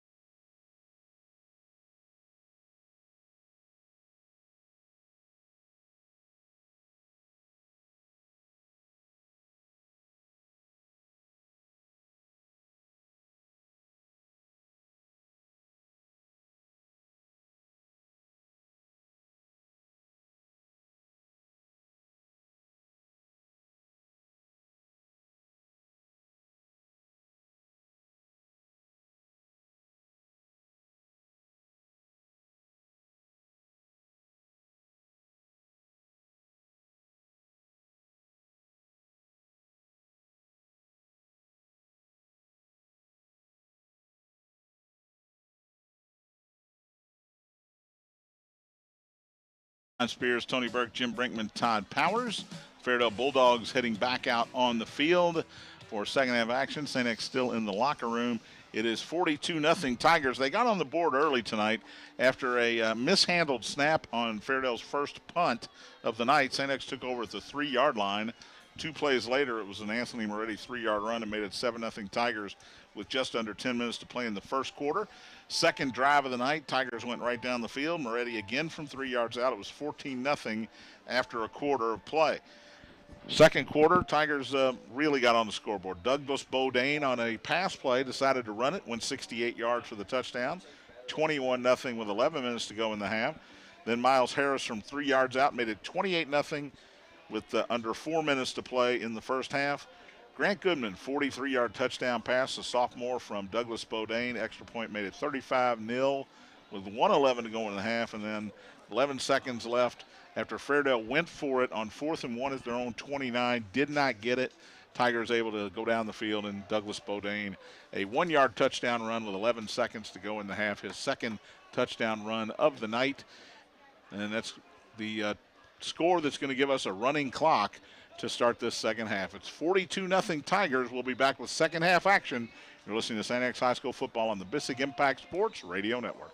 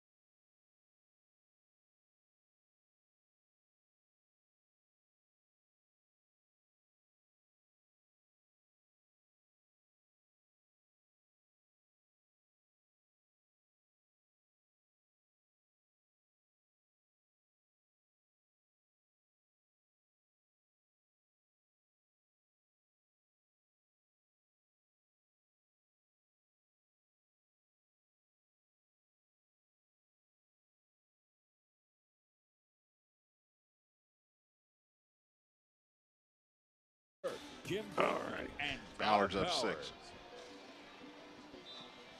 Welcome back to St. X. John Spears, Tony Burke, Jim Brinkman, Todd Powers. It is 42-0. St. X with the lead over the Fairdale Bulldogs, and we'll have a running clock as soon as this second half gets underway. Tony Burke? 20-14 Ballard now leads Central. I just got updated in the Over fourth at, quarter. It's 20-20. Okay, 20-20. It's quick scoring over Quick there. scoring over there off of her lane. Trying to keep it updated on this male Trinity game. And I think you saw a tweet. Trinity's switched quarterbacks now, right? Yeah, Trinity's going to their starting the second half. They've switched quarterbacks. You put a big goose egg up in the first half. That, to me, that is impressive, Mel. Just to shut them down, and nobody shuts Trinity down in the first half. Teams they've played already this year, good teams. Yeah, really they've good scored teams. on. So we'll see what happens out there on Shelbyville Road. Trying to keep updated here. Love the Twitter machine. Manual 17-0 lead over Western, a St. X district opponent. Not surprised by that. We'll be back home next week. St. X takes on those same Central Yellow Jackets, who are apparently 20-20 with Ballard right now in that fourth quarter. That's a good Central team, very talented, very athletic Central team. Yeah, I expect a Central team coming in here hungry, but we have waited for Ballard to play some good football, and it looks like maybe tonight they are. And really, at the beginning of the year, I really thought Ballard, not that they would challenge Trinity for the district championship, but it wouldn't be a total running walk. clock. It wouldn't be a running clock. And now, again, not so sure. Well, Tigers will receive here, John, to start the second half here at Brother Thomas More Stadium and Paul M. Young Field. Actually, Trinity just got a field goal midway through the third quarter, 10-3 Male with the lead. So we'll keep you updated on that game over at Marshall Stadium. So first chance we have of seeing the kickoff man, it is the same as the punter. Caleb McGinty will kick it away for the Bulldogs. And it's a low line drive that's going to go out of bounds about the 25-yard line. So St. X will take over on their own 35, 1st and 10. And we'll see who starts this second half. Looks like Luke Spears. For the Tigers. Yeah, Luke Spears will come out as the quarterback as Todd Powers steals my paper. The 5'10", 145-pound junior. No relation? No relation, of course. He's an athlete. I'm not, obviously. Yeah, you were never a quarterback. I was never any kind of a back. Teddy Masterson comes in at wide receiver for the Tigers. Going to have a whole lot of new names here. Keep our sheet handy. Setting up in the backfield is Logan Davis. He got a little run in the first half. Didn't get any carries, but he was in the first half. He will set up with Luke Spears in the backfield. 1st and 10 Tigers. They actually put the ball at the 32-yard line. Somebody explain that one to me. He said yes. Kick out of bounds. Let's move it up 5 guys and get this going. I thought you go to the 35.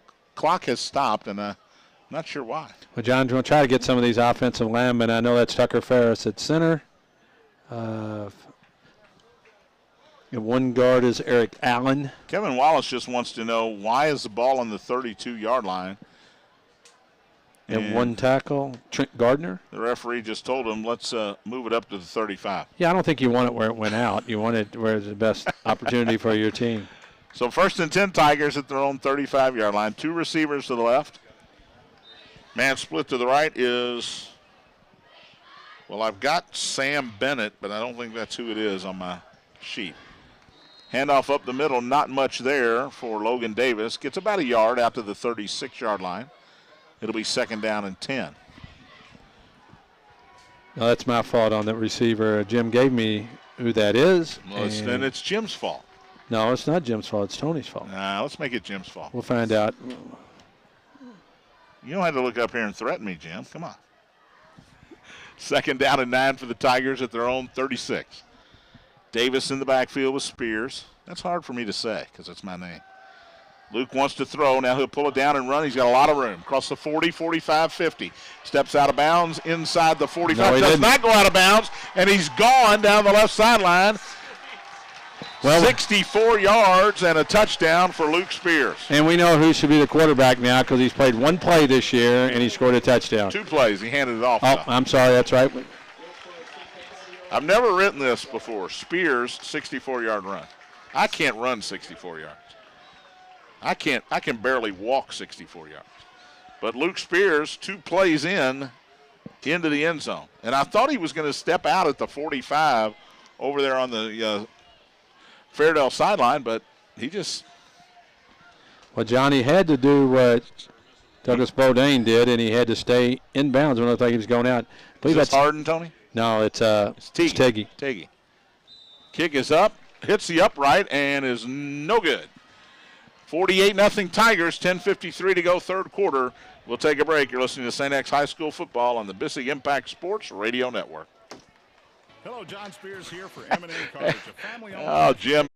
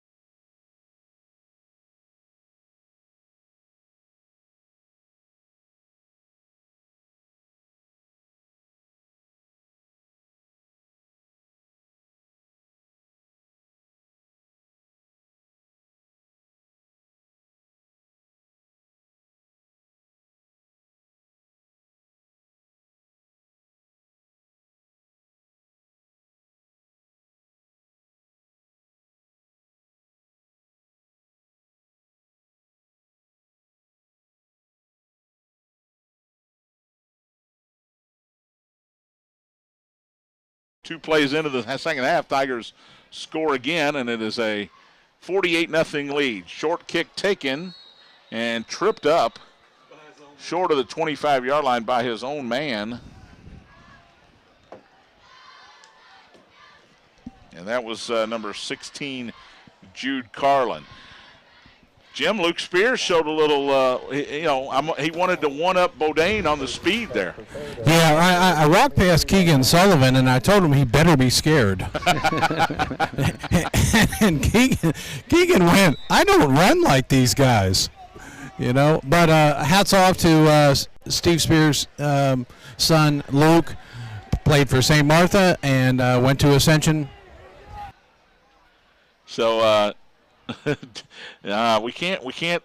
I just want all the dads out there to know we can't just start giving you shout-outs. We can't do it. That was the one for this year. Handoff up the middle, nowhere to go. As Jack Leffert, the linebacker for the Tigers, came through and made the hit. Gain of maybe a yard to the 24, 2nd and 9 for the Fairdale Bulldogs. 9.5 minutes to go, running clock.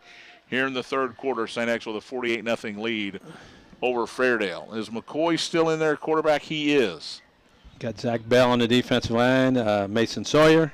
Trying to give you some names here. Trey McCoy, junior quarterback, so he'll be back next year.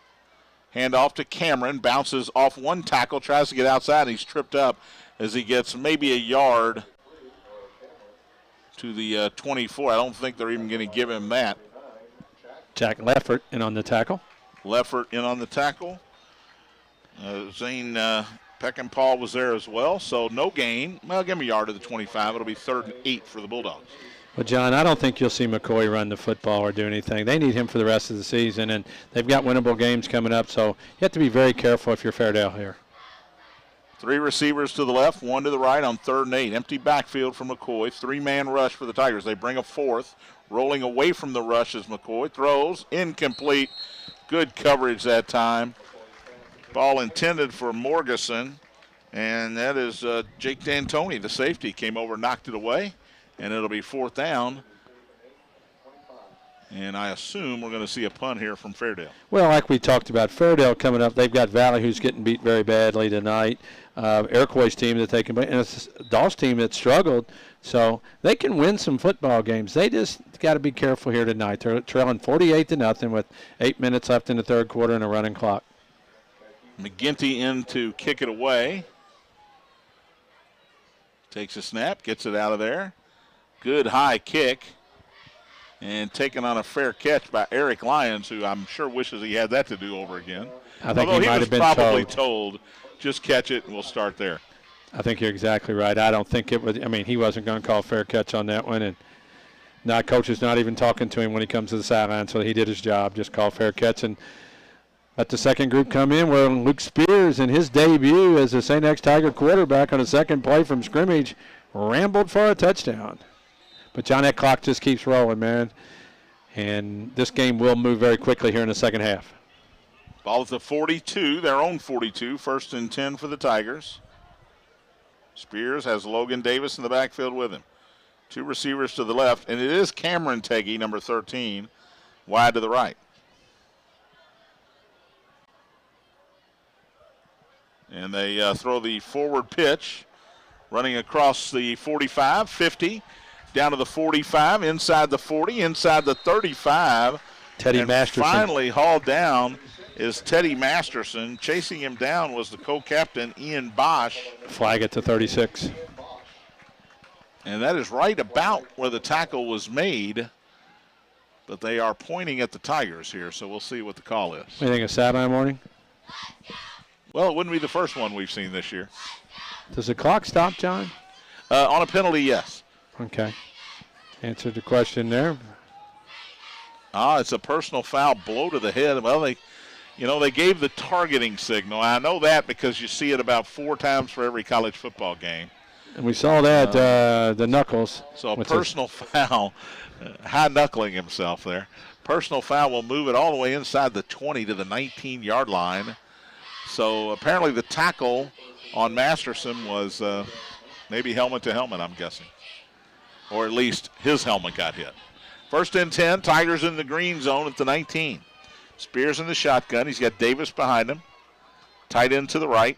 3 receivers. Give it to Logan up the middle. Fighting forward to about the 16-yard line. We'll give him maybe 2 to the 17. It'll be 2nd down and 8. Update from over at Trinity High School with 3:56 left in the third quarter.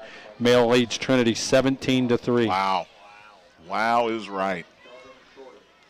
Jason Borho in at one of the tight end spots, along with Baylor Bayline. He's in at tight end as well.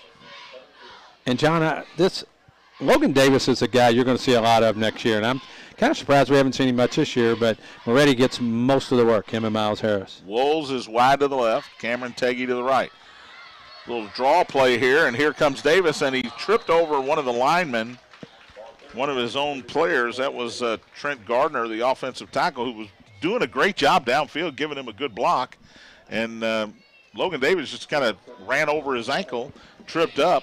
Short of the first down at the 10, it'll be 3rd down and 1. Well, 72 big Eric Allen, 6'2", 285 junior, pulled on that play, and boy, he bulldozed that hoe. Spears in the shotgun with Davis on 3rd and 1. Davis will get the call, running right, 1st down and more inside the 5, finally hauled down about the 3-yard line. It'll be 1st and goal for the Tigers after a gain of 7 by Logan Davis. And Logan Davis kind of reminded me of Miles Harris, Tony. He's just lowering his head and running hard and straight ahead. Yeah, we also have Michael Manners in on the offensive line. Mayan Conjetti, I believe that is. I haven't said that name. Easy for you to say. So those guys are up front. I always like to give those big guys that get in the game some absolutely let everybody know they're in there. 1st and goal at the 3. Shotgun for Spears. Give it to Davis, and he's in almost untouched from 3 yards out. That is the 4th touchdown for the Tigers tonight on a 3-yard run. Very useless, trivial information there, but it is a fact. And it is 54-0 with the extra point to come. 4:37 to go here in the third quarter. And one thing you do got to say, John, that Fairdale they're still playing hard. Give them credit. I don't know how much longer they're going to play hard. Yeah, because I know. It's tough. You got a bunch of guys playing both ways, as Jim Brinkman pointed out earlier. And the Tigers have all new guys in there that want to get reps in, and that's a bad. Blakely Tanner is the holder here, Tony. Justin Harden was counting his guys, and he kind of went, we're missing somebody. I think a false start there on the Tigers anyway, so they'll move it back to the 8. That's where the extra point attempt will come from. So Tanner will hold, and Harden will kick it away. This will turn into now a 25-yard extra point instead of a 20-yard extra point. Good snap, good hold, and he kicked it right into the line. And, again, he gave somebody a concussion on the kickoff earlier. He might have just given out another concussion. Yeah, maybe to his teammate. He's kicked him in the end zone, and he's killed 2 players. 54-0, 4:37 to go here in the third quarter. And unlike the first 2 games, Jimmy, these guys got to be having a lot of fun tonight. Yeah, but Coach Wallace is still coaching up. This may be an offense that had second and third stringers in there, but he still was very adamant about running the right plays, and getting down and getting in formation. So he's still coaching very, very hard over here on the sideline. And Tony, I think he's still in the market for guys that can be offensive linemen, can be starters. I think any position. It's an opportunity. These guys work hard to get in here now. And I believe that was Mick Walsh that took that football to the head, John. We got a new kicker, Charlie Keown. Backup quarterback, left footer. Kicks it high and down to the 11-yard line where it's taken by Kenneber. Right up the gut across the 30, and he's going to be hauled down short of the 35-yard line by a host of Tigers. We'll give a little credit where credit is due. Up off the bottom of the pile, Avery Duff. Jacob actually in there, too. Who gets some love as he comes to the sideline by Sam Borman.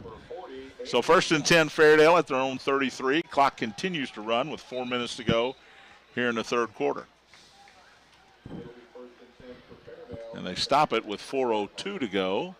It's Coach Lewis Dover having a discussion with the head referee. Not sure what this is about, Jim Brinkman. Any idea what's going on the 50 yards away from you? No, I'm not really sure. There was a game that I was refereeing that the coach of Shawnee was down about the same score, and he came over and he basically asked our head referee, "Hey, is there any way to basically get, just call this game?" And he basically pulled his team off. So, but Fairdale's still playing hard, as Tony said. McCoy back in at quarterback in the shotgun, takes a snap, hands it off. This is Cameron, I believe. Yep, and he is gang tackled short of the line of scrimmage. They're going to give him the 33, but he didn't get close to the 33-yard line. No gain on the play. It'll be 2nd down and 10. Sawyer Mason. First one there. Coming off the field now was the first man there. Ben Thompson in there to help him out. A bunch of other Tigers. Mason, 5'11", 215-pound junior. Had his cheering section down there, give him a big yell. He sure did. Dylan Pike or Michael Huff. We got 2 28s, Tony, and they're both cornerbacks, so not sure which one is the closest to us here. Well, let me look at the updated. 2nd down and 10. Wanting to throw is McCoy, and boy, jumping the route was 28. I don't think it's Pike. It's a smaller. I'm going to go with Michael Huff. And boy, he read that one all the way. And it was intended for Gage Morgeson. Through his hands, but jumping the route that time and distracting Morgeson was Michael Huff. It's 3rd and 10 at the 33 with 2.5 to play here in the third quarter.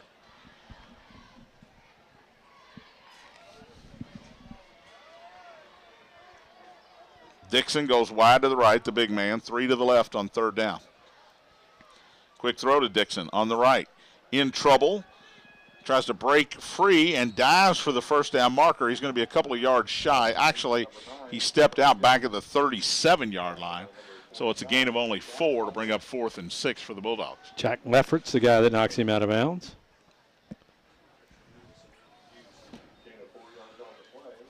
He is a big wide receiver. Yes, he is. Jacoby Dixon, 6'3", 247. And when he got the ball that time, he lowered his head. And he's playing wide receiver. He's not playing tight end. He's playing wide receiver. As the clock runs down under 2 minutes here in the third, Tigers lead 54-0. Offense stays on the field, trying to get a first down here. 4th down and 6. They got to get it out to the 43-yard line. 3 receivers stacked to the left, 1 to the right. Rolling left is the quarterback, now in trouble. Got away from 1, got away from 2, and he's going to run for the first down. Gets to midfield, cuts outside there, breaks a tackle to the 45, and brought down on the Fairdale sideline. That's Huff, I So believe. give credit to Trey McCoy that time. When the first Tiger missed him in the backfield, then he had some room to move and get out of the pocket and make some moves. Got all the way down to the St. X 44-yard line, 1st and 10. I don't think Coach Lewis Dover wants McCoy out there No. running around with the football, taking a chance to get hurt. You need Trey McCoy against Valley and Dawson, Southern, and Iroquois and all those teams. 1st and 10 Bulldogs. First down of this half for Fairdale. St. X 44. McCoy will hand it off this time. That is the co-captain short of the 40. He's pushed back.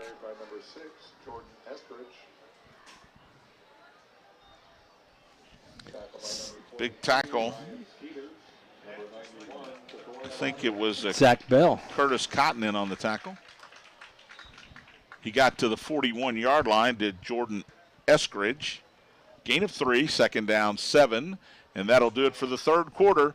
54-0 Tigers, 12 minutes of football to go. You're listening to St. X High School football on the Bissig Impact Sports Radio Network.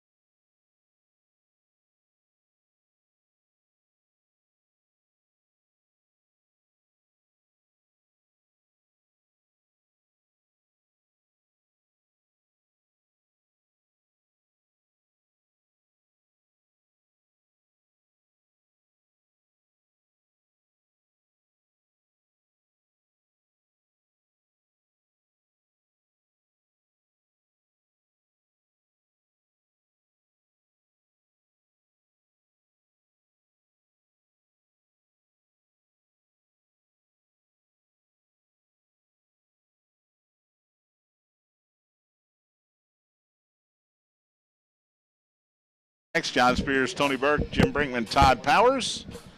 54-0 here. St. X leading Fairdale as we head to the fourth quarter.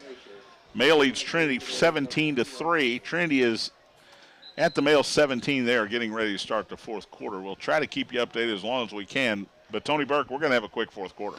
Yeah, John, and if you're a Fairdale Bulldog fan, you need a quick fourth quarter just to get out of here. Down 54-0, and Tigers still running guys out there because they got lots of guys that try to get in the game.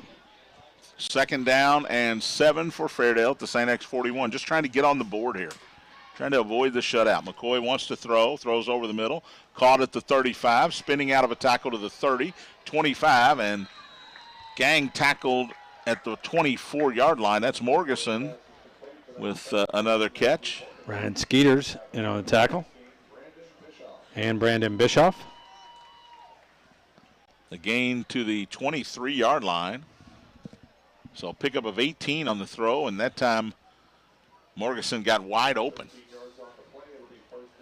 1st and 10, Fairdale at the Tiger 23. Trying to keep up on the Tigers' opponent next week. Still 20-20 out at Ballard, between Ballard and Central. Dixon goes wide to the left along with Helm. 2 receivers to the right. Jackman is the widest. Eskridge in the backfield. Play action to him. They throw it to Dixon. Cutting back inside, and he is hit and dropped after about a yard. Good open field tackle there. Ryan Skeeters, we mentioned his name a lot here. Curtis Cotton, the sophomore linebacker, in on the hit as well. So basically no gain on the play. Give him a yard, 2nd and 9. Clock at 10.5 to go now. And I will alert Billy back in the studio, we're not going to get all of our breaks in here. That's just not going to happen with a running clock. We'll try. We'll give it a shot. It's going to be hard. 5 receivers in the pattern on 2nd and 9 for the Bulldogs. McCoy in an empty backfield. Tigers rush 3. McCoy throws to the right. Ball tipped and incomplete. And I think it was Curtis Cotton that got a hand on it and took it off of his course. It was intended for Morgeson. It's 3rd and 9. Yeah, John, a tough night for the Bulldogs from Fairdale and Coach Lewis Dover, but they can put this one behind them. They'll be 1-2, and like we said, a Valley team I think is very beatable for them. And Fairdale Valley, pretty good rivalry out there. Both teams looking for an opportunity to win a 5A game. So Bulldogs trying to get some points on the board. 3rd and 9 from the Tiger 22. Handoff up the middle. Not much there. Short of the first down. Actually broke it right at the line of scrimmage, and then kind of tripping himself up was Earl Cameron. Fusenegger, first Tiger there. They'll spot it at the 15 and bring up a 4th down and 2. Ballard has taken the lead over Central, 27-20 with 6 minutes to go in that game. So the Bruins trying to get a win there. Clock under 9 minutes to go here. And if you're Fairdale, it's a pride thing now, Tony. You just want to put some points on the board here. 4th and 2 at the St. X 15-yard line. Trey McCoy takes a snap, rolls right. Has time, throws late, and it is caught for the touchdown. That is Jackman, who made the great interception in the same end zone in the first half.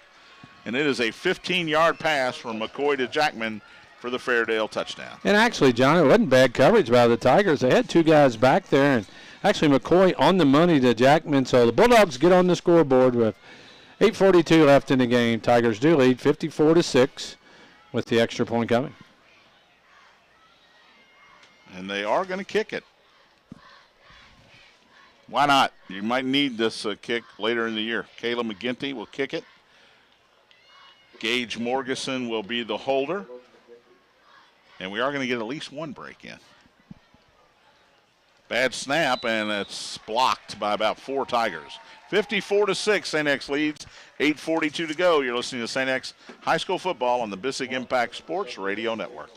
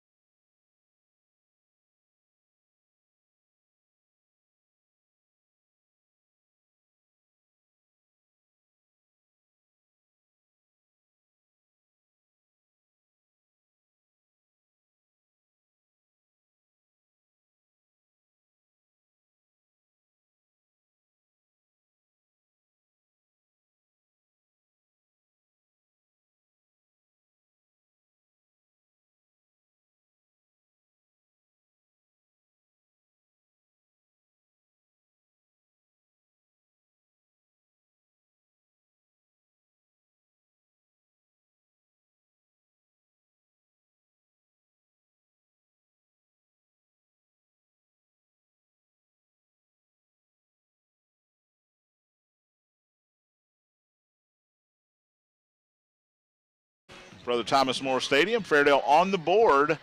A 15-yard touchdown pass from Trey McCoy to Jason Jackman. And the Tigers lead the Bulldogs 54-6. McGinty will kick it away. Tigers have nobody deeper than the 20-yard line here. And McGinty kicks a squibber, line drive. It rolls past a couple of Tigers down to the 9-yard line where it's picked up. And running left, Trey Waters, I believe. Across the 20, short of the 25, it is Trey Waters, a senior. And he's brought down about the 24-yard line, so a nice little return from Waters. 1st and 10 Tigers at the 24. Jim Brankman, give Fairdale credit. It was just a well-designed and well-executed offensive play for the touchdown.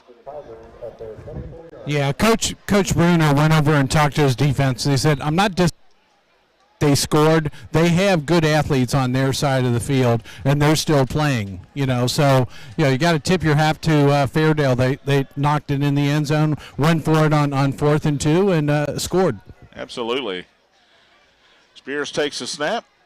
Not Spears. Handoff. This is Waters, who just returned to kickoff, and he gets out across the 30, gain of about 6, maybe 7 yards on the play. The new Tiger quarterback is Carson Schultz, the 6-foot, 170-pound junior. So good night for Luke Spears. Yeah, first carry goes 64, I believe you said, or something like that for a TD. So that's a pretty good start your junior year when you get the game. That's a good average when you start with a 64. Especially when you play 2 plays and you've scored a touchdown. 2nd down and about 3 for the Tigers after the 7-yard pickup. Here's Waters again. This time he'll run left. Flag comes in. He dropped after he gets the first down at the 39. I don't think this one's going to stand because that was thrown in the area of holding. Holding on one of the Tiger wide receivers. And that is the call. That'll push St. X back to about the 22-yard line and bring up a 2nd and long. Clock stops, of course, on penalties, which is why referees hate to throw flags in a running clock game. Yeah, because they're ready to get out of here, too, when it's this lopsided. But that was a penalty, so you got to do it. Southern Indiana, Bedford North Lawrence leads New Albany 35-34 with 4.5 minutes to play at New Albany. Good one. It's a lot closer than this one, put it that way. Manual's up 24-0 now over Western.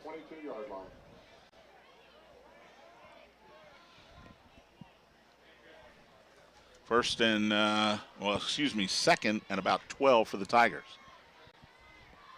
Waters takes a handoff. Big hole up the middle. 35 and dropped short of the 40-yard line. Plenty for the first down. A gain of 17 for Waters. And give those big subs up front some credit here, Tony. Good blocking at the point of attack. Yeah, and Jackman, the safety, who's done a lot for the Fairdale Bulldogs tonight, makes a nice tackle. But Tigers run some more bodies in there, and we'll see if we can pick them up. Trent Gardner, Michael Miners on that offensive line. Eric Allen, the big left guard as well. Cole Happel. Turner Ferris in at center right now. 2 to the right, 1 to the left on 1st and 10. Here's Waters, and that time a couple of Fairdale Bulldogs said, you know what, we're going to tackle number 25. We're going to go right at Trey Waters because they're going to give it to him every time, it looks like, and it worked, loss of a yard. Yeah, it's just a little delay, and they come from the outside, and luckily, big number 66, Trent Gardner didn't get hurt because you know how those offensive linemen are blocking and the back falls in the back of their leg and kind of shaking it off. Could have got hurt on that play, and that's where the offensive linemen get hurt a lot. Schultz looking to the sideline along with Logan Davis, who will now give Waters a spell. Waters ran it about 4 or 5 plays in a row there, plus he returned the kickoff. So time for a blow. Schultz takes the snap. Here's Logan Davis up the gut. Big hole across midfield. Running loose at the 40. It's a foot race at the 20. 15, 10, 5, touchdown. Logan Davis, 62 yards for the score. Just a straight handoff up the middle, John, and you were just talking about the backup offensive lineman doing a nice job. But what Logan Davis did really well, we talked about Miles Harris earlier. He did not hesitate. He got through that hole, broke through the initial line, got a good block down the field by number 47, Elijah Byrne, and Logan Davis goes in, I believe, for his first varsity score. Wrong, because he had a 3-yard touchdown. Oh, he already had one tonight. There's been so many of them, I can't remember who got him. That's right, he did score. It's his second varsity score in as many quarters. Kick is up and good as Jeff Sexton comes back in for the. That is not. It's not Sexton. He has on yellow shoes. And it's not Jack Vargas. So we'll figure out who it is when we come back. 61-6 Tigers, 5:06 to go. You're listening to St. X High School football on the Bissell Impact Sports Radio Network. Imagine.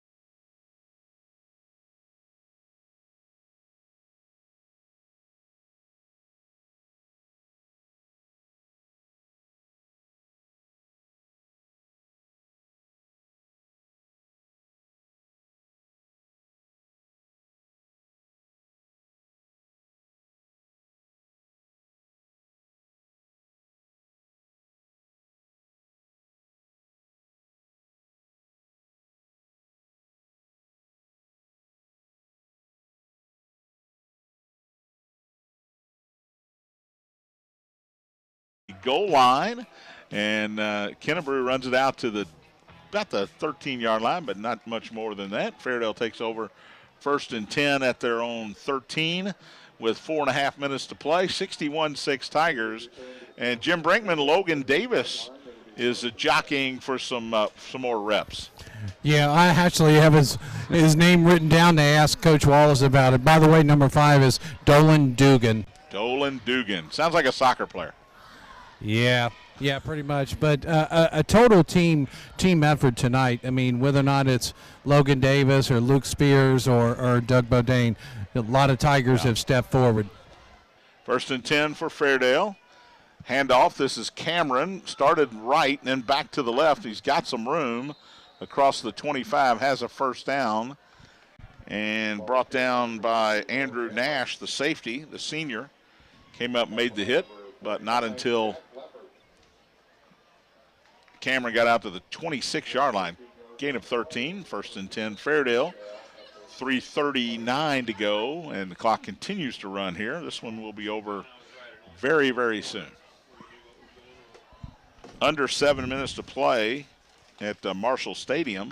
Male still leads Trinity 17-3. Keep you updated all the way until we go off the air. McCoy takes the snap, hands it off, running right. That is Helm. He is cut up, ball's loose, knocked away. A lot of Tigers after it, and I think they got it. Cotton knocked it away. 44, I believe, John. I cannot tell. Sam Bennett picked it up, but give Curtis Cotton, the sophomore, credit, Tony. He got to Helm quickly, knocked it loose. Ball fell backwards, and, boy, there was a whole lot of black jerseys chasing it. Yeah, the 6'2", 215 sophomore linebacker ran that play down, stripped the ball, and as the clock runs down to 2:40 on this running clock. 61-6 Tigers. And you can't score here, can you? I don't think so, John. I think you just have – you got guys that haven't really got to play in the game, and it's hard to tell them not to do something, but, boy. Parker Guillaume is in, the senior at quarterback now. No, he's not. It's just written in there. I believe he's a sophomore, John. It's his. Oh, yeah, sophomore. Parker Guillaume will take a snap from under center, maybe taking a knee here. No, he's just going to run a quarterback sneak. And grabbing him like a sack of potatoes was one of the defensive linemen, Jacob Yates, 5'11", 265. Gain of a yard for Guillaume to the 20. Gain of a couple, actually. It'll be 2nd down and 8. Under 2 minutes to play. And, again, Kevin Wallace calling his quarterback over. He's going to take as much time as he can to get these plays in. And I know it's anticlimactic, but 300 wins is actually something to celebrate. It is, and he will act like it's not. But John out at Ballard. Ballard leads 27-20 with a minute 29 over the Jackets. Tigers' opponent for next week.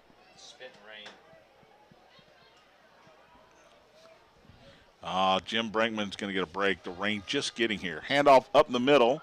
Breaking out of a tackle is Waters, and he's inside the 5 before he's brought down. There's a flag down at the 14 and a Bulldog down at the 15. I believe that's Hayden Horn. I believe it is too, John, and they don't need to lose him. He got run over on that play. Absolutely not. Yeah, Trey Waters running hard here, Tony. This young man.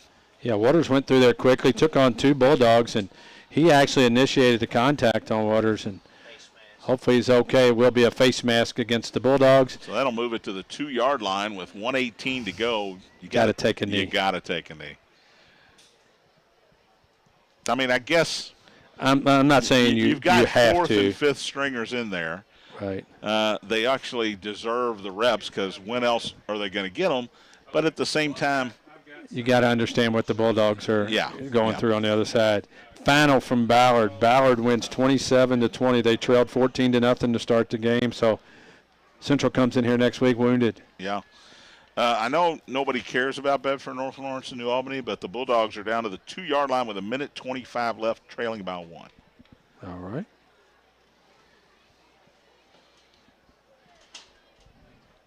And Horn still down. We'll take a quick break. You're listening to St. X High School Football on the Bissig Impact Sports Radio Network.